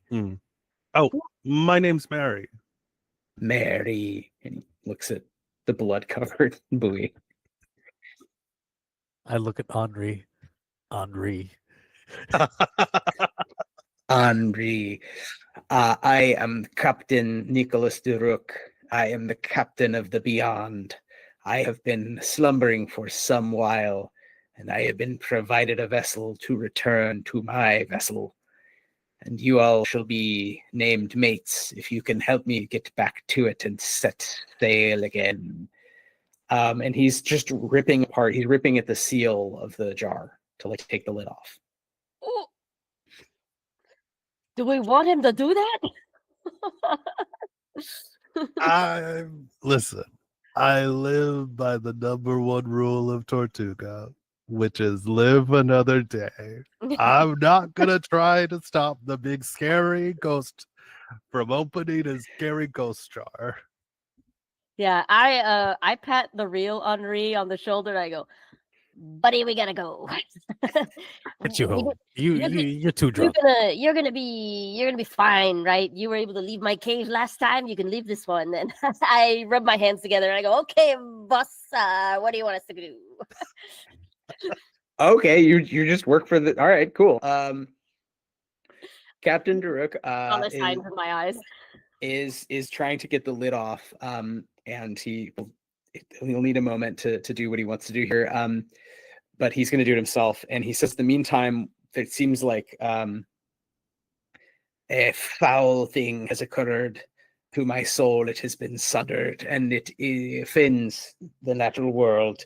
And he sort of points up at Scraw, who is now trying really hard. Scraw is in the cave. Scraw is coming down, crawling through, wings barely able to sort of fit at points, and is coming to basically attack him. And his first job as mates of the Beyond, as brethren of the Beyond, is to attack this foul creature, pointing at Scraw. Wow. I'm not gonna do that. What feud do you have with Scraw? What has he done to you? And I just start defending him, and just like in half like 3 languages, I'm just like, what's your problem? Like he has done nothing to us. He gets so furious. He can't decide whether he should spend more time on this jar, which has been, you realize as you're watching, sealed with the weird. It has been sealed by a witch to make it very hard to open. Or whether he just starts screaming at you, like, silence, like, you will do what your captain says. Like, the captain is the unquestioned law at sea, and the captain is saying that I will be attacked by these creatures. You must make them not attack me in order to get back to the Beyond. Probably, we'll need to put a new coat of paint on or other repairs, and then we will set sail. And I have stored such vast treasures that only I know where they are. And you all will be rich if you fall in line this moment and never question me again. So he gives you this sort of mini lecture as he's about to be attacked by a griffin. Over table. We might be able to solve a couple of problems if Scraw just goes buck wild on this man. Yeah. I will just say one thing to this man, and I just say, I follow no white man. And I just let Scraw do whatever they want. And I put my hands up, and I'm like, that's the nature of things here on Tortuga. Awesome. Great. Scraw jumps him. He still can't get the jar open. He and Scraw are on the floor, and he is like punching this huge predatory cat with the bird's head, bird talons. Wing feathers are kind of going everywhere. There's blood being ripped up, but instead of blood, you see that oozing out now is this kind of green slime, and it is glowing. And his body does seem fully transformed. He's much stronger than it looks like his grandson, the sailing master, would have been. So they are fighting. They're just sort of rolling around in mud.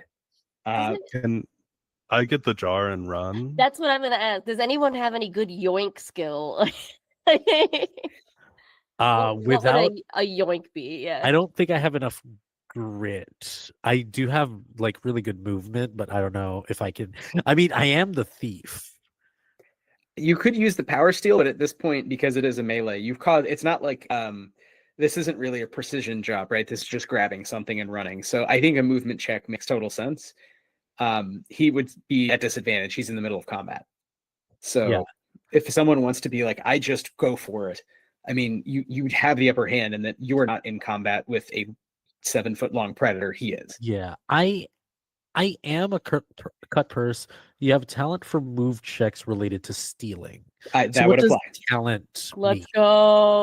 That means you have advantage on the check. So there's various sort of talents that are background talents. Yeah.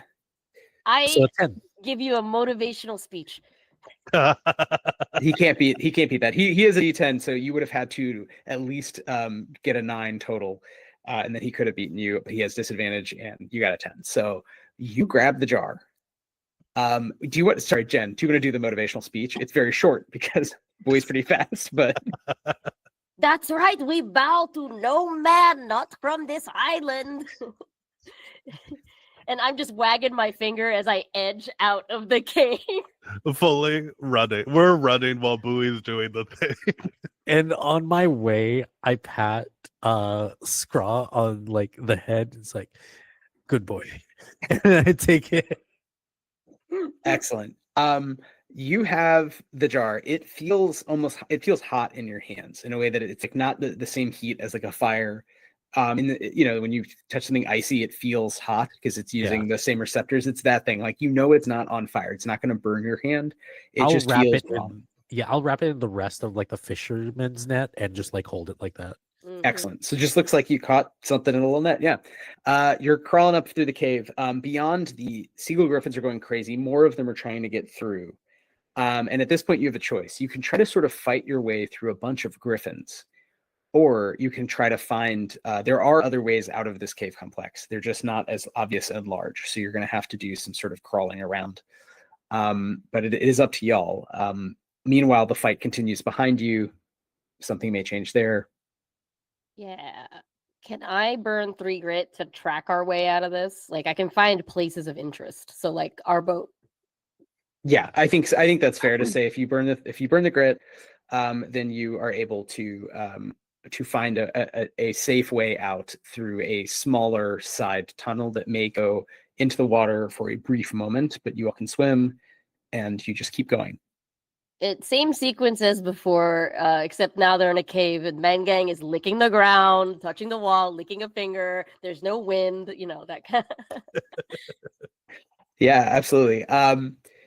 You're doing all that, and you make your way out. You do hear, maybe there is some sort of wind or some signal from, like, okay, there's fresh, like, I can get out that way, right? It's not just water. Seawater. The smell of seawater. It's freedom. You make your way down, and you all have to go really low. You sort of get under the water really briefly. I do want to be fair here. Steel needs me to burn a D8 grit. I rolled a D8 and I rolled a 4. I think my grit would be at like a -1 by this time with like the vanish that I did earlier. So does that affect me?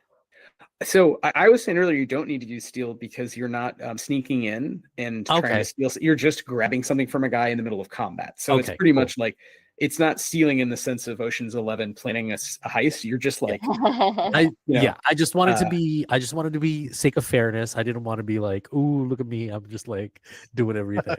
Yeah. Okay. No, cool. I mean, I would say that it would be appropriate to steal if it was the middle of the ritual and you didn't want to get detected and you wanted to like sneak in, right, and grab it. That's fair. Which is a very action movie. Like, oh no, the thing we care the most about suddenly is missing. No one noticed. But no, in this case, like, you got it down to just the two of them wrestling. And if you got a 10, then yeah, he just couldn't beat a 10. Okay, amazing. So you might be low on grit, which might matter, but you do have. I have like 3 left. Jar. You do have the jar, and you are headed out. And as you come out, you realize you're sort of next to the beach. You're like sort of in the water we're sort of just at the end of the beach on one end of the island. And you see that another vessel has joined you and is fighting off a storm of griffins with muskets through murder loops, through holes, and small cannons, falconers. And it also, the skeletons are long messed up. There's just skeleton parts all over.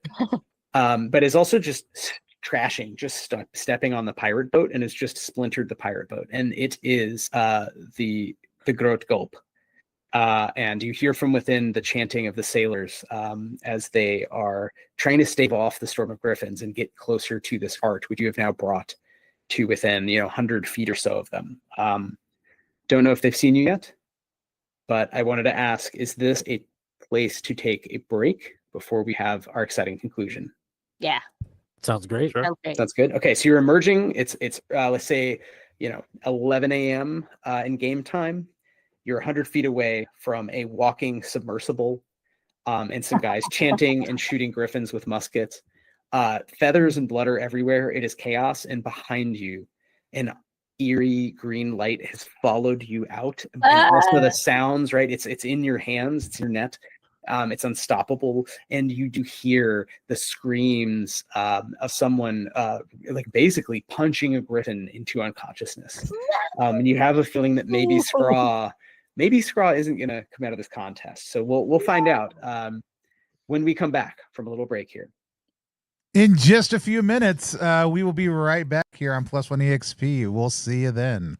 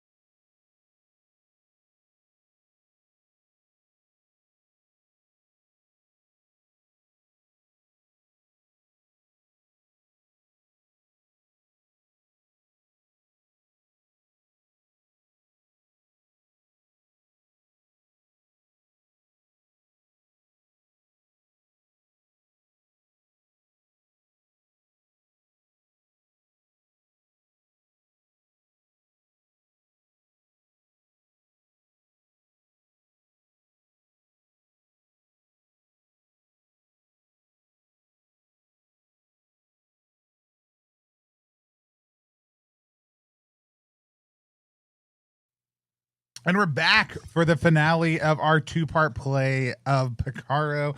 I'm going to hand things right over to Wythe to take us back into play. Thanks a lot, Tony. We are back in the middle of the 1600s, north of the island of Tortuga, the little island, Los Palanquinos, and you are emerging from a sea cave.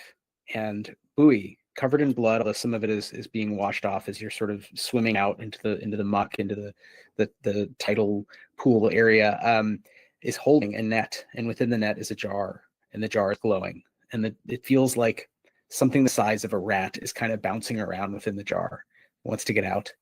And above and behind you, and quickly coming toward you, are many, many griffins with the front halves of seagulls and the back halves of pumas. In the cave below, you hear the triumphant screams of a man pummeling one of those griffins and then scrambling after you. And in the distance, about 100 feet off to your right, so you're facing south, so you're looking west, is a small ship-sized submersible with sort of crab legs of iron and wood that is saving in the pirate boat that was moored ashore, and trying to at the same time fight off more and more of these seagull griffins, which have just gone mad. And I think, Ben Gang, at this point, you at least know for sure, like, the reason they've gone mad is the object in Bowie's hand is the jar. Yeah. Things are proceeding very quickly now. You don't have all the pieces. You've spoken to some people. Some people got taken over by some other people. Some people you just blew up. You know. But since you now have the jar, in a sense, that seems to be what everyone wants. So the story's kind of in your hands. You can see off in the distance is the still unable to move because its mast is blown to bits, beyond this great pirate ship.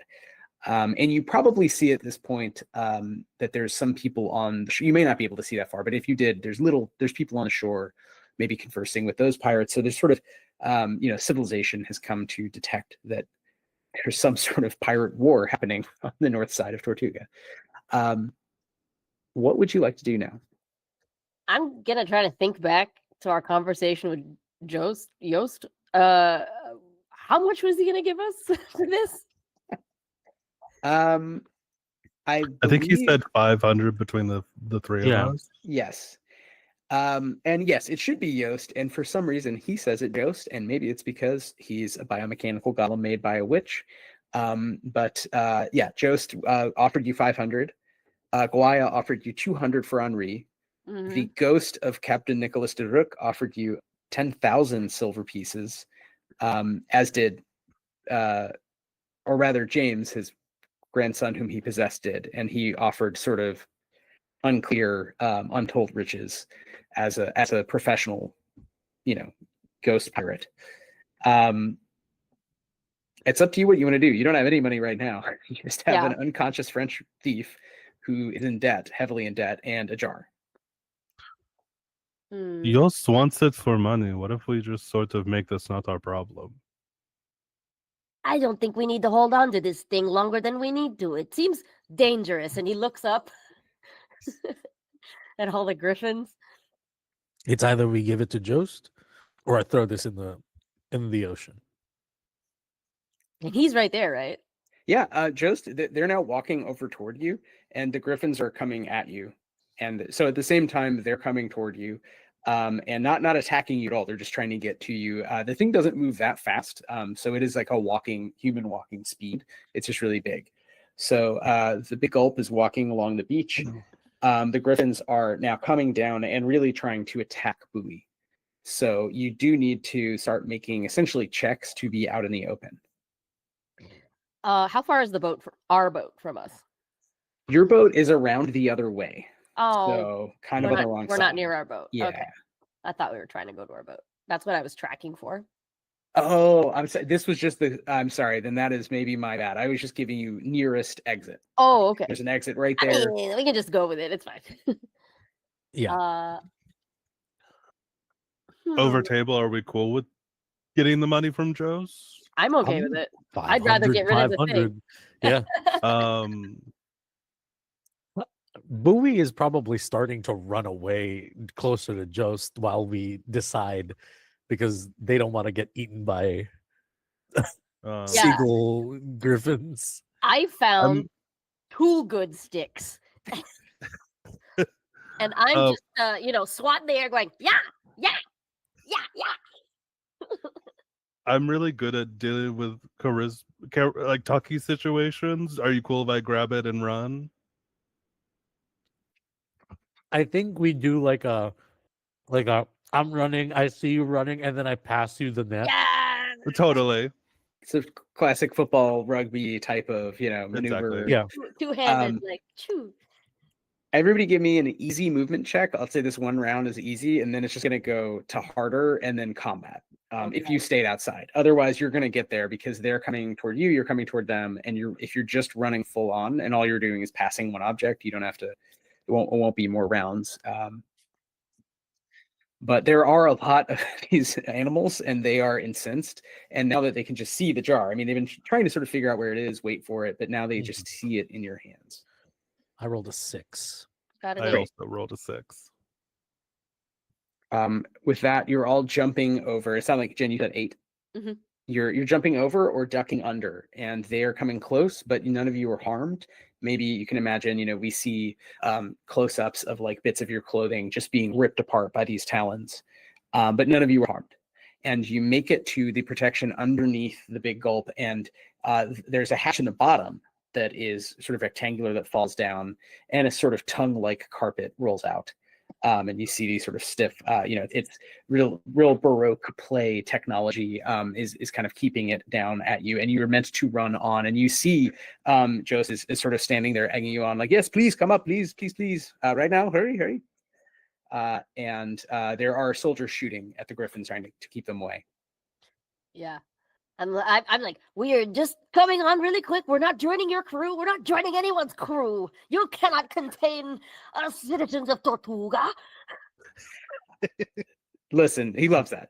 He thinks that you all are real originals, and he says as much. As if you all come on, the sort of tongue-like thing is pulled back by a winch, and the hatch slowly starts to pull up while you're sort of standing on it, and you are within the belly of his ship, this little submersible, as it's walking out into the water, away from the griffins. I think Mary is going to be holding the net with the jar in it, and will say, Jose, all day yesterday and all night and all day today, we have been endeavoring to get this to give to you. That was our plan all along. And I'm going to spend 4 grit so that I can tell a lie that everyone believes. Oh, great. And we were able to snatch it away from the big scary captain before he opened it, and we helped you kind of stop the skeletons who were trying to steal it. And I think we did such a good job that because we're giving it to you now, you should give us 600 instead of 500, so we can split it evenly between the 3 of us nicely. This is great. He is so tickled at this outcome that he always knew it happened. He had great faith in you. Ever we met at a charming little tavern and we were having hearty meals together. Maybe one of us was drinking. I was that person, I'm pretty sure. And now you're giving me the thing. It's only been less than, I think, 24 hours. So you're really good at thievery and adventure, which is, you're obviously professionals. I'm a professional explorer of consciousness and the world. And now you can join me at least for a little bit. Does not have to be for long, but we'll take you to somewhere safe and ride out the storm of the griffins. They don't seem to like this object very much. But I just need to talk to the person whose soul it contains, and then we'll find out how to get even more interesting things. Anyway, it doesn't need to bother you with that, but sure, 600 is fine. And back there. Wait, you're saying that this...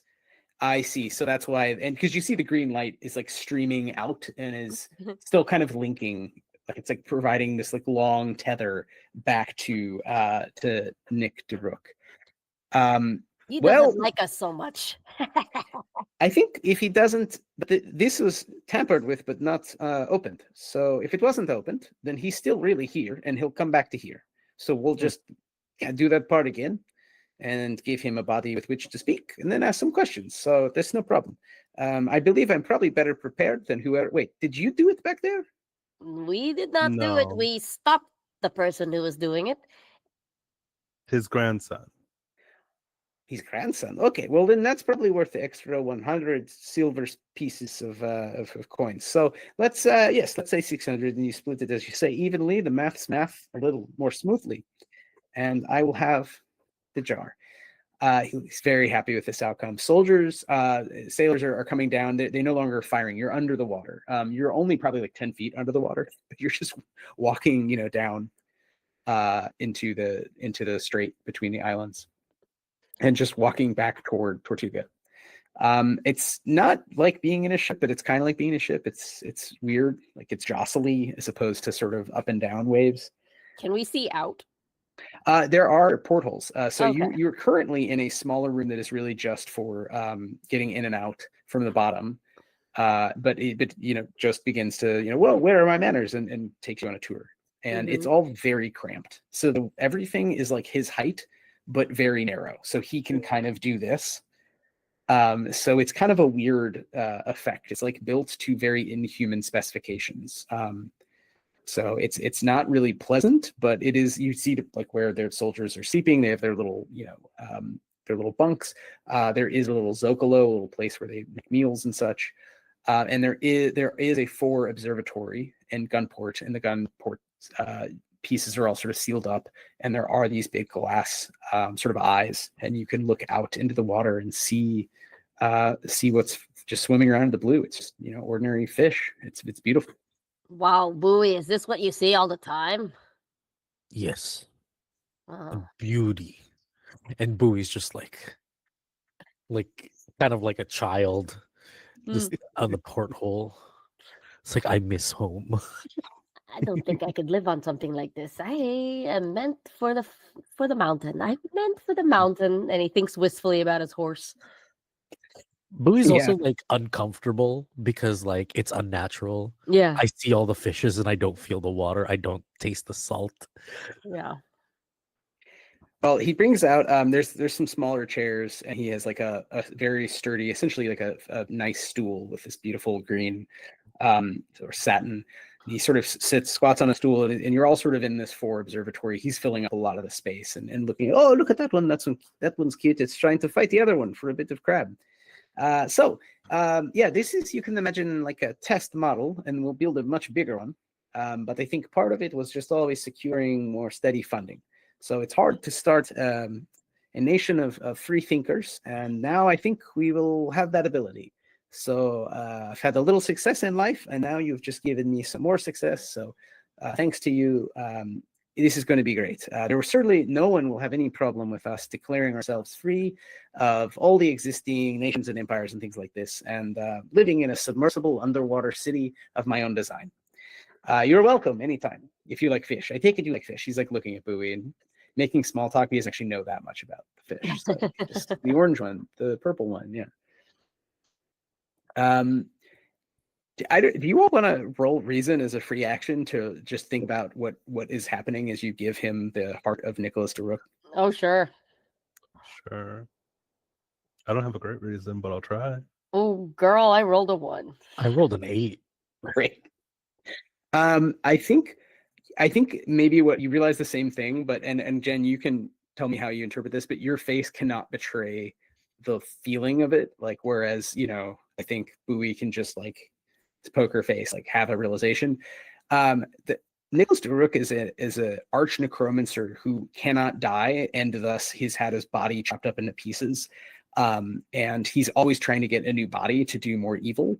And this guy's whole plan is to use it as kind of to have a ghost on call who he can like torture and ask questions of and learn from and get money from by getting secret treasure. And it doesn't seem like the best plan, even if you endorsed his project of building a city underwater. it just also seems like very, very dangerous, and implies that, you know, he would need to be like even better at magic. And he seems like an interesting, probably pretty smart rich guy, but not, he doesn't give off the vibes of someone who totally understands what he is in his hands. Like there is a kind of fog of green light trailing out of the object in his hands, like just, you know, to the portholes, like trying to get out.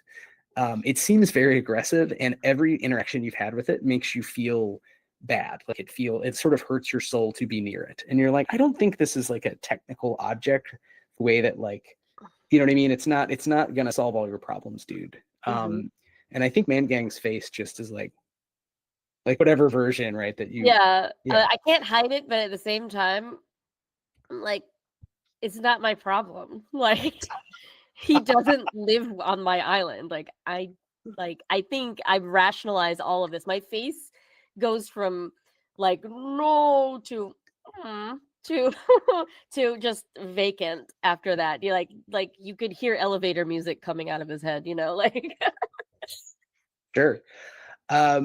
Great. Well, after some chit chat, you're walking around the island.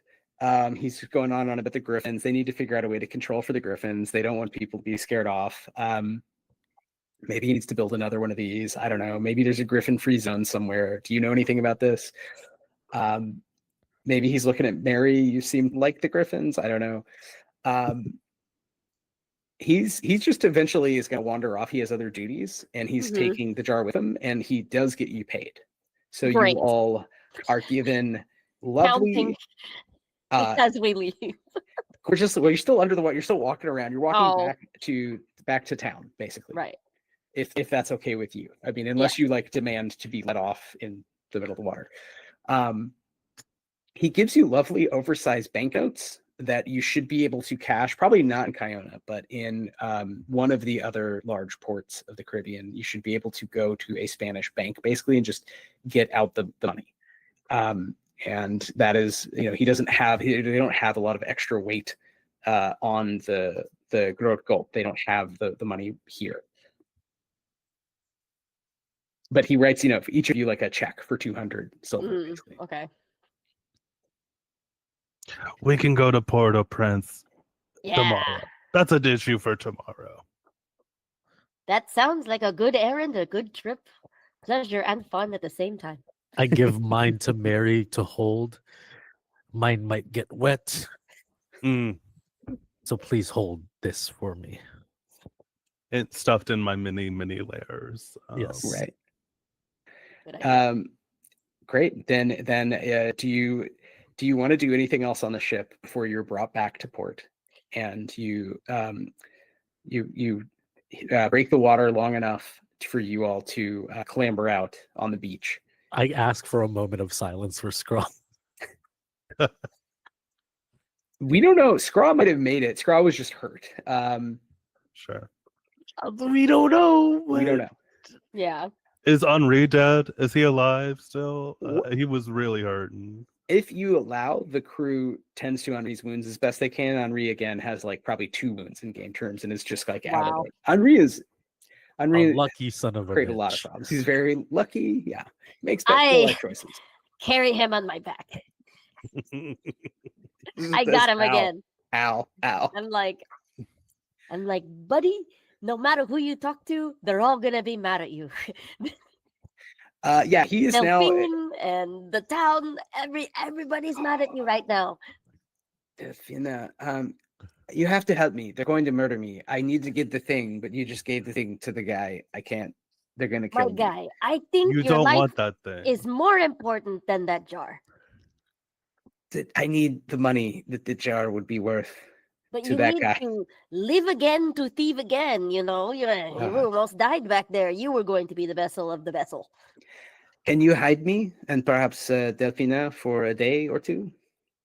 I've already hidden you once. What are you gonna do for your friend Mangang? Do you want to play some cards for it? He's immediately goes into, although weaker and maybe quieter than he would normally be in a strange port of call, he goes into sales mode about all the great things he can do for you. He's on my back, and I'm like, shit, save it for when you're a little better. I'll nurse you back to health, but you know you're gonna have to owe your friend Mengang. All right. You've reached Coyote. You're on the beach, a little ways from town. The Growth Gulp surfaces, lets you out on the beach.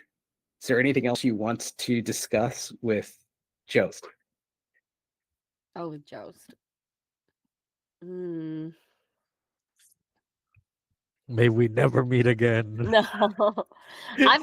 Well, you can say that. I'm just gonna be like, nice doing business with you, a stranger. If you ever need anything found again, come to your friend Mangang here on the island of Tortugan. Now, goodbye.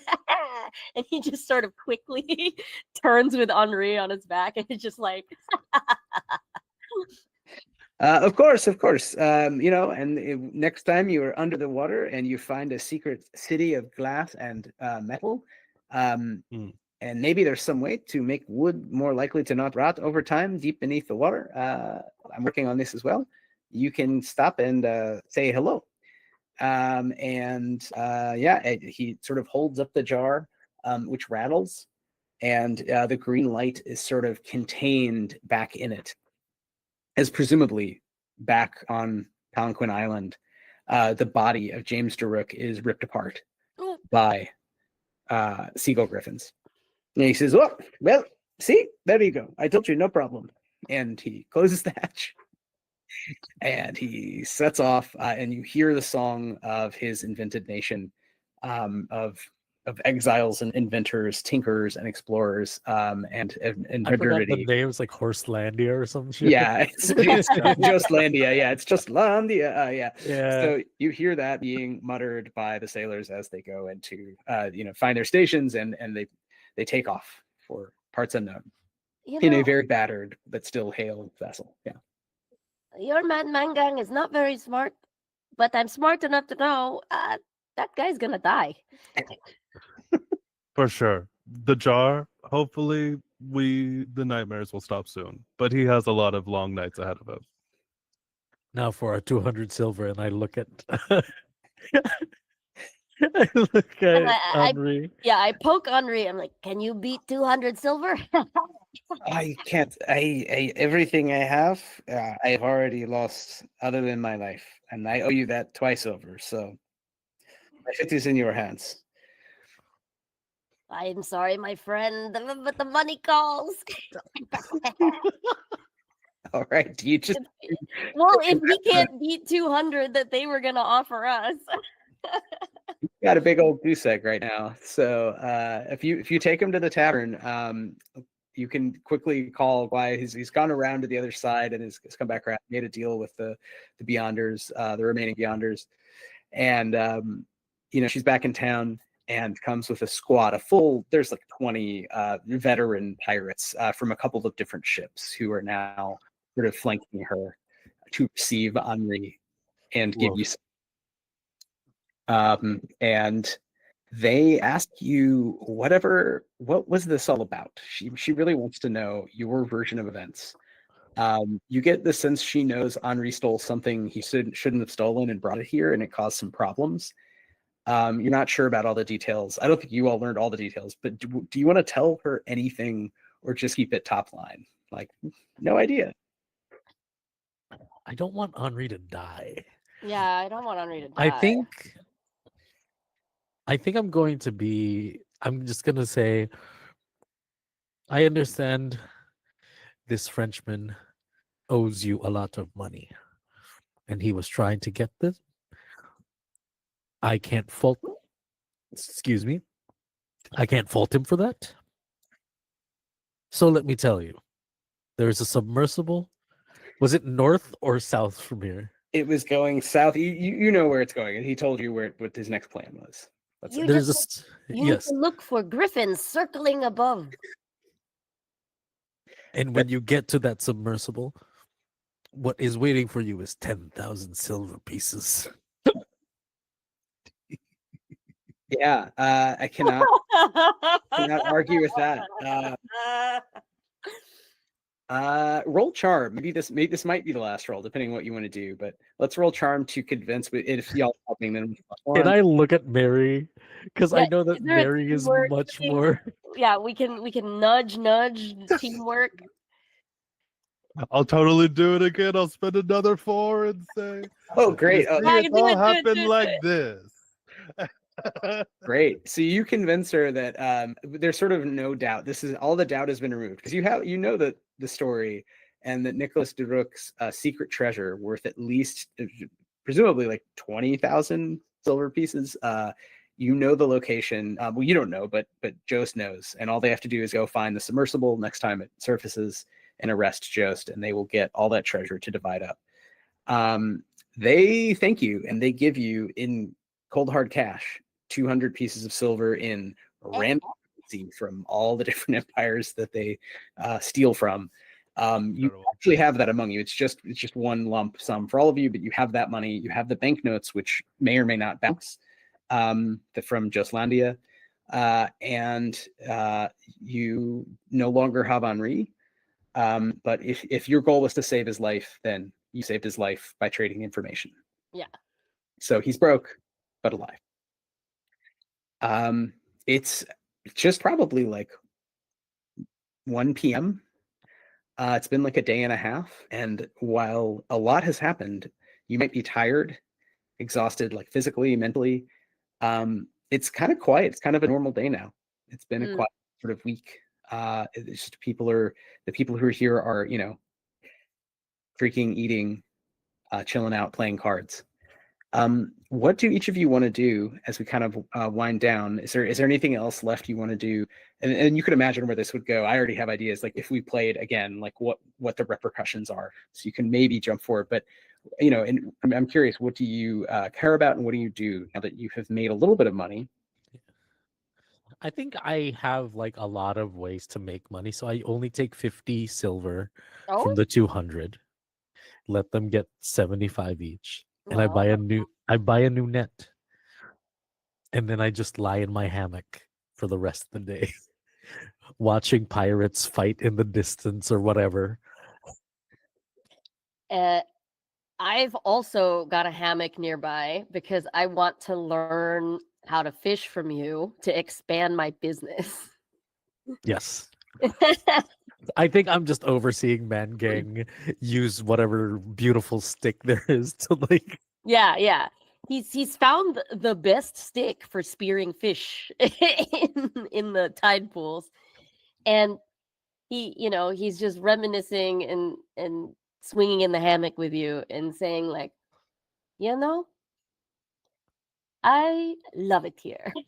Tortuga is my home. It's beautiful.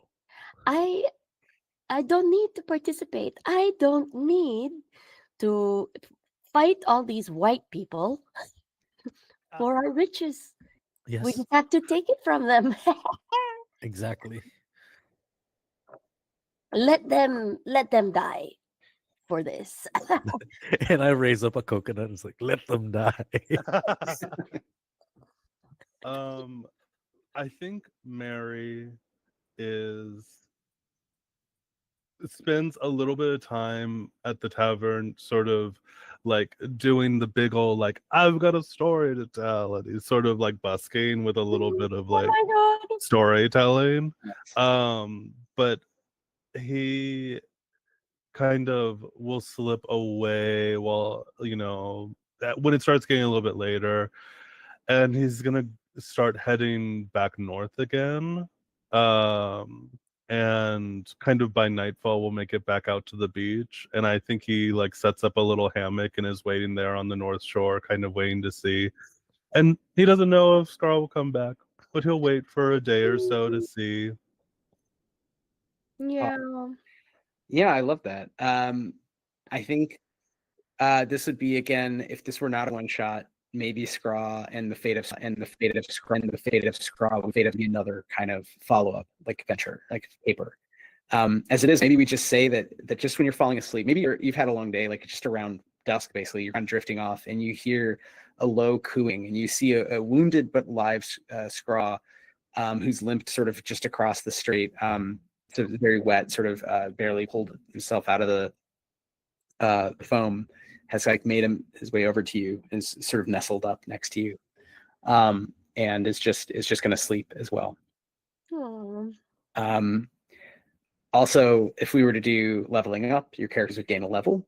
You get another power. And also, and this is something I just wanted to say out loud, and you can discuss, or we can freeze frame, we don't know, but your infamy score is a group score that goes up or down depending on what you do with the money. So whenever you get money, you can keep it and it doesn't change, or you can give money to the powers that be and it lowers your infamy score, which means it lowers the heat on you. But it also means it lowers your ability to get stuff for free by like asking people for help. Or you can give it to common folks and it raises your infamy score. So it makes you more infamous, which means you're harder to kill and you get more free stuff. So that would be another point of discussion, like in a campaign, right? Like, where are we trying to go in our story as Picaros? Are we infamous or are we sort of invisible and unknown? Ooh. Damn. So just wanted to sort of seed that thought. I don't know if you have any thoughts on that before we call it. I mean, my inkling is to the people. I love the idea of these three little like local people from Tortuga being sort of just like infamous on the just that island. Only the island. Yeah. Yeah, you're famous in your neighborhood. Yeah. Totally. Great.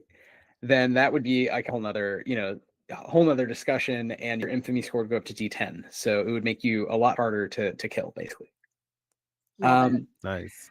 Awesome. Well, with that, this has been one version of this kind of pirate setting with these different groups looking for the heart of the evil Captain Daruk.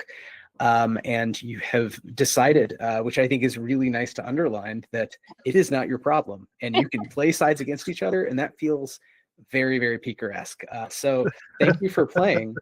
I think we can move to sort of stars and wishes and just wrap up here. But any final thoughts before we do that? Yeah, from the players. Yeah, I'm going to insert my control and take back over. Yeah, we do a thing called a reaction roll here on +1, which is y'all's chance to sit down and talk with the creator about a game that you just played. And so one of the things we want to invite you to do, along with sharing stars and wishes as we discuss Picaro, is if you have a question for Wythe that you want to ask about the design, an observation you want to make, now's a great time to do that. If there's something you loved or wanted to understand more about, this is a great time to toss those out along with your stars and wishes, while everybody else thinks of any possible questions they might have.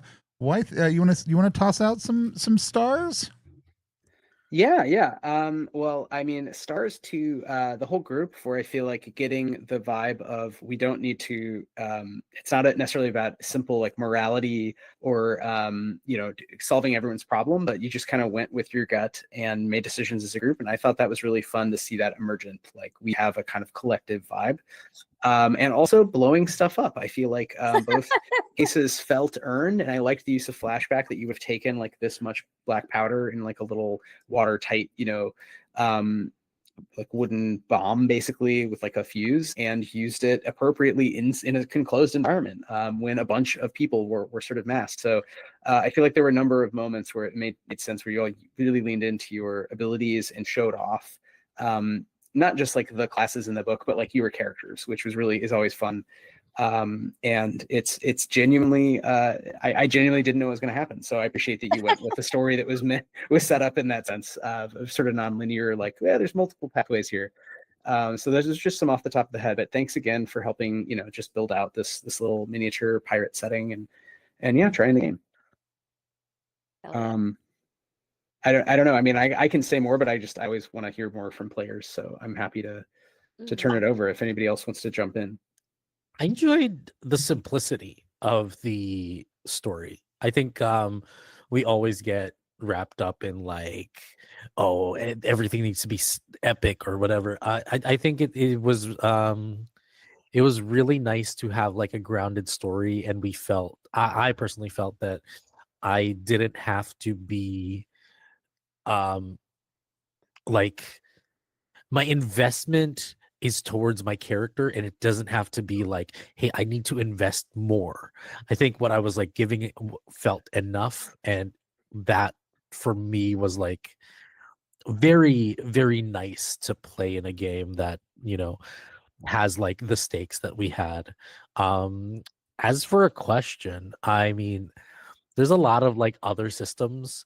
I was wondering what was the deciding factor on the grit system. I know you created it, or the and like some designers are like, I created this thing, but also this thing kind of fits better. What was the deciding factor on Yeah, that choice? I mean, obviously, I'm super biased. So, that caveat aside, I do feel like the thing about it that really works with adventure games is the being able to burn grit to have powers just happen. So you can really lean into things your character is good at that are fun, that are big, epic moments that allow you to just steal a thing, right? Or tell a lie or Yeah. not be attacked.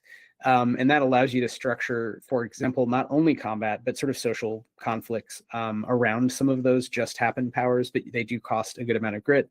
And then by burning grit on rolls, on checks, you can also choose when to lean into kind of anything, even if it's not something you're normally good at. You can be like, I'm really trying, and it's sort of a cinematic, which is not to say other systems can't achieve cinematic play somehow. But I do think they have their sort of strengths or weaknesses, and crunchier systems are very crunchy and tend to really, really foreground combat. Whereas I think our system's a little more open to sort of, you don't have to fight everything, but you probably do roll. It is an adventure game, right? And then I think there are systems that are very story driven, which is fun, but it's a little, to me, less clear sometimes when you're rolling, and sometimes the stakes feel a little lower for that reason. So for a sort of Picaro-esque plot, I think it's nice to have a somewhat rules lightish, rules bright, sort of adventure forward system, if that makes sense.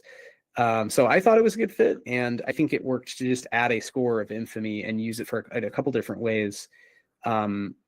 And otherwise, using wounds instead of health, like the rest of the games have, you generally are harder to kill. In this game, you don't have a lot of wounds. Guns do a lot of damage. So it really, a lot of the play does revolve around, wait, do I really want to have a fight right now? And I think actually y'all did a great job of often saying no. Like, we're not going to fight these. Like, why would we fight these guys? I'm like a fisherman and like a hunter and a child. Like, no, we're not going to fight. And I think the system supports that and still gave you, I mean, I would phrase this question, do you still feel you had things to do? Right. I think I would agree with what you said of like, the system supports just doing whatever and like forwarding the story and like making it just as fun as it could be. Yeah, I think it makes a lot of sense. And like, yeah, thanks for designing this, and it was a lot of fun. Oh, thank you. Thanks for trying out. Yeah. Wow, I'm glad that we got to get to all the powers that we wanted to, and there wasn't a huge learning curve for like, oh, it needs to ramp up for however many rounds or like whatever, these things just happen, and we got to get weird. and speaking to the weirdness of it, like that's what magic is called in this system. I've played this in a space setting, like in Stillfleet, and seeing those same powers used in a different place really opened it up for me.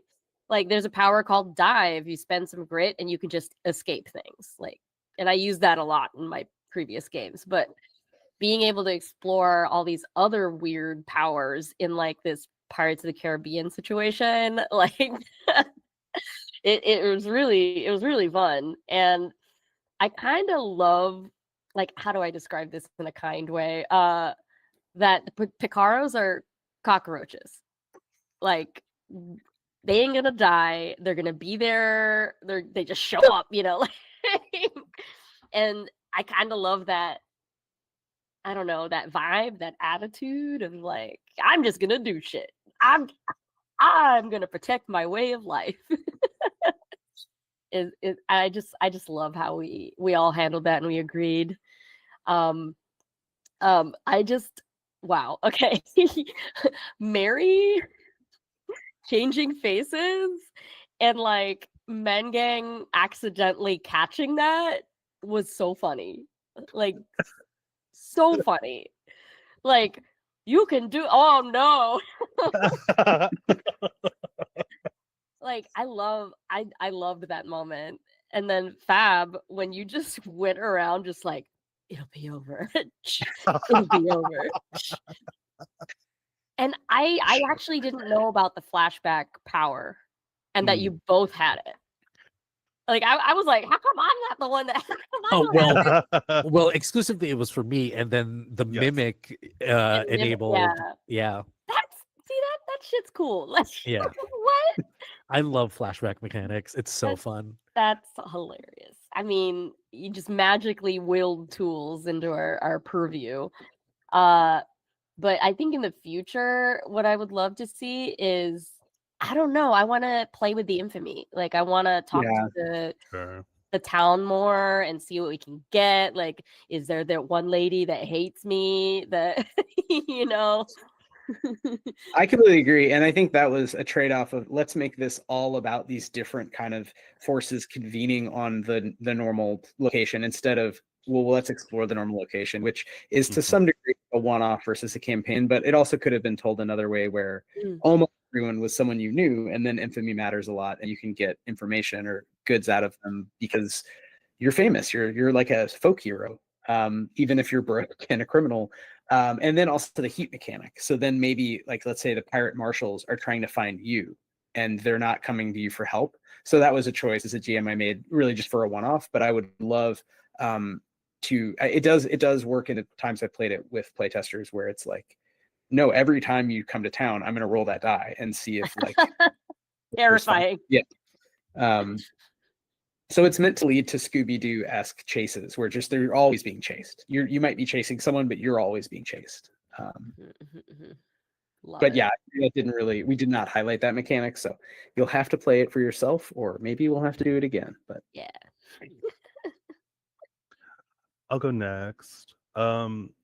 Jenn, before this AP, the only I just quite literally wasn't familiar with your game. I had seen your episode of Gastronauts, but I mean, Fabs, I watch Bad House pretty often, so it's like I kind of knew what I was heading into there, but it's like so why use this word? And it's one that I was thinking about a lot today, which is picaresque. I really feel like Man Gang is like the epitome of a picaresque hero, of like this using his wits to kind of make things happen, and you're just so explosive playing him that it's like I couldn't stop myself from laughing, that it's like he's just this force on this island, that it's like, yeah, there's this guy who lives up in a cave and on a mountain, and he has animals that follow him around, and he's just so charming. And so it was so fun to play with you. And for Fabs, I think just pulling back the screen a little bit for the audience, Fab starts with 16 grit, and Vanish is a move that requires 7 grit to do. Oh, that's wow. Almost half of his this huge resource that we have in the game. And so it's like, if you're gonna do it, it has to be like a big swing. And every single time you did it, it was like a huge payoff. That it was it was like a literal game changer each time you used Vanish and did something kind of incredible. And it was just like, I every time I was like, thank God for Bowie to be here to make things happen, because Mary and Man Gang are fucking cartoons. We're not silly cartoons. And so I loved having you there, Fabs. Bowie was so important for getting that ship to explode. The fact that we only had to deal with James in the cave, huge. And so it was just like, every time you did it, I was like, I clocked how much grit you were spending, and I was still and it was so worth it. It literally shook up the game every single time. I think my only regret with the Vanish is I didn't do the Baki thing of like instead of like just disappearing, just being behind a guy and matching their gait. Scary. That's creepy. And Wythe, you are such a fun game runner. Thank you. I think that like your NPCs, every single one of them, I was like, I love them. I'm putting them in my pocket and I'm taking them away. But specifically when you did the Captain Nick and kind of had this moment where like suddenly he's pissed at us. He's like, I'm your captain. And I was like, oh, so like, thank you for recentering us on this moment where we go, actually, no, fuck this guy. Yeah. We're gonna get eaten by a griffin, and that's okay with us. It was like perfect timing on that.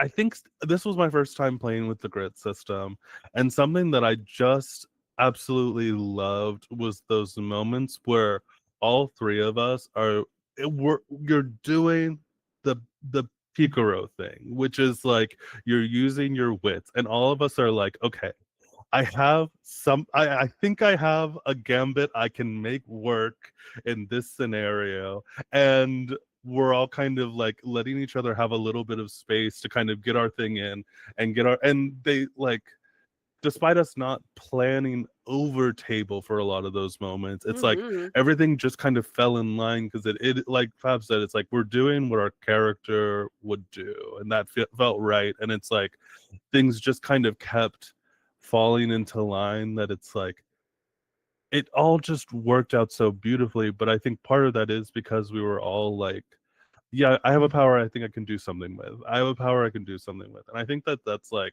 it makes the game feel so like in the moment. I think like it reminds me of playing like a Blades in the Dark or like a Forged in the Dark game, where it's like we have that flashback mechanic and we're trying to kind of move swiftly, but there is like oftentimes in Blades there are these moments where like things go to an absolute standstill as we're like, Yeah. okay, I have to reestablish a flashback, or I have to do this. And it was like Picaro felt so smooth, and all of us doing all these like batshit crazy moves and powers, that it was just like it was like butter. I loved it. This was Yeah. such a fun system to play.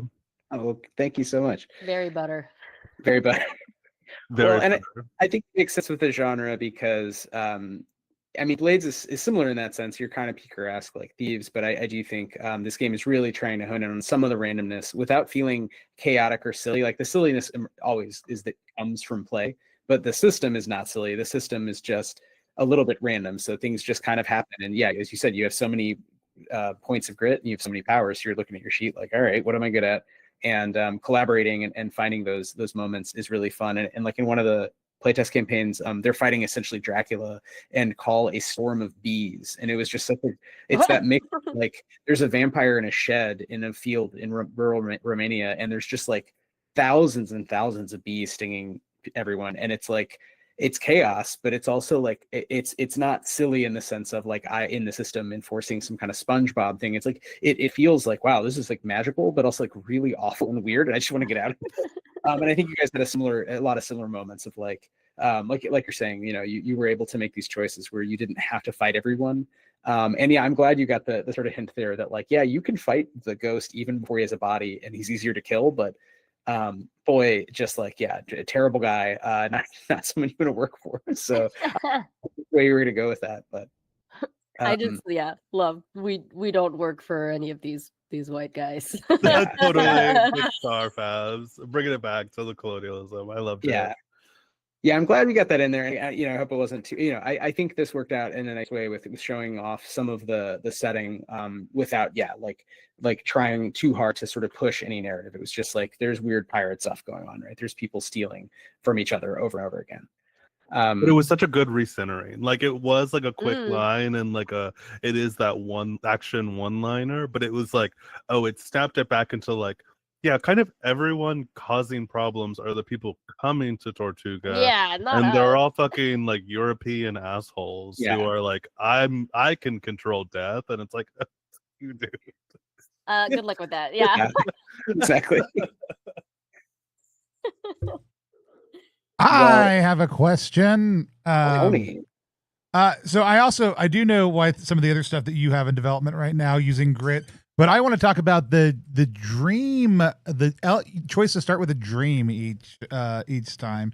Is that like a Wythe GMing special? Is that something you feel is really strong, just a strong way to do things? Or is that something that has other implications for why you like to do it?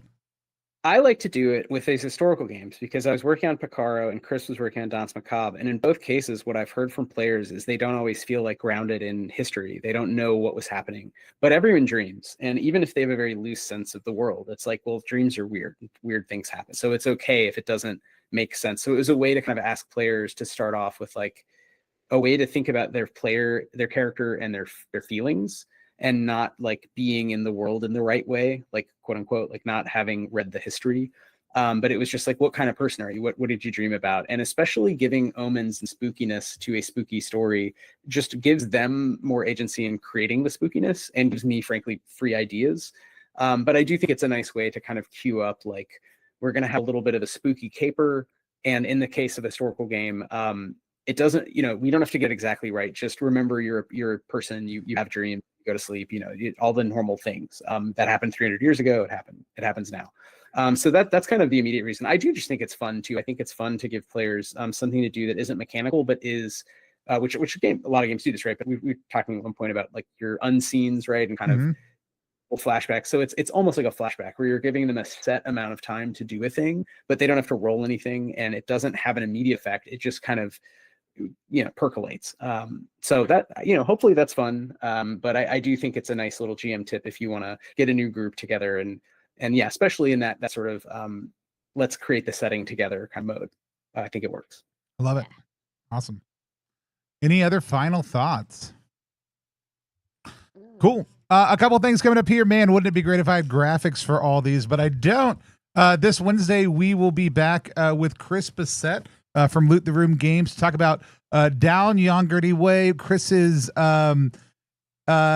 it's too hard to explain, but essentially choose your own adventure style, advanced fighting fantasy style Troika solo game that Chris wrote a little while ago. I'm super interested for procedures at play in the choice to make a choose your own adventure style book, not using the Troika rules because it makes a lot of sense, and we'll get into that on Wednesday, but what the process overall was like. So Chris and I are going to sit down and talk about their design decisions that went into that. That evening, we're also going to be announcing a new show for our 2026 theme with Aaron King live as a special guest, who will be a recurring special guest, and Sarah to go through some of the stuff we're doing. If you were at PAX, you already got a sneak peek at some of this, but we have a 2026 theme really excited about, going to be doing some extra content on, and that'll be Wednesday evening also, so it'll be a double stream day for me. We've got a bunch of great actual plays coming up, but all of our shows will be running pretty standardly through the month. If you haven't gone over to ttrpg.link/Picaro to check out the site, remember to use the discount code Discordant to get 10% off, and if you get 3 items, you're going to get free shipping through Saturday. So go check those things out.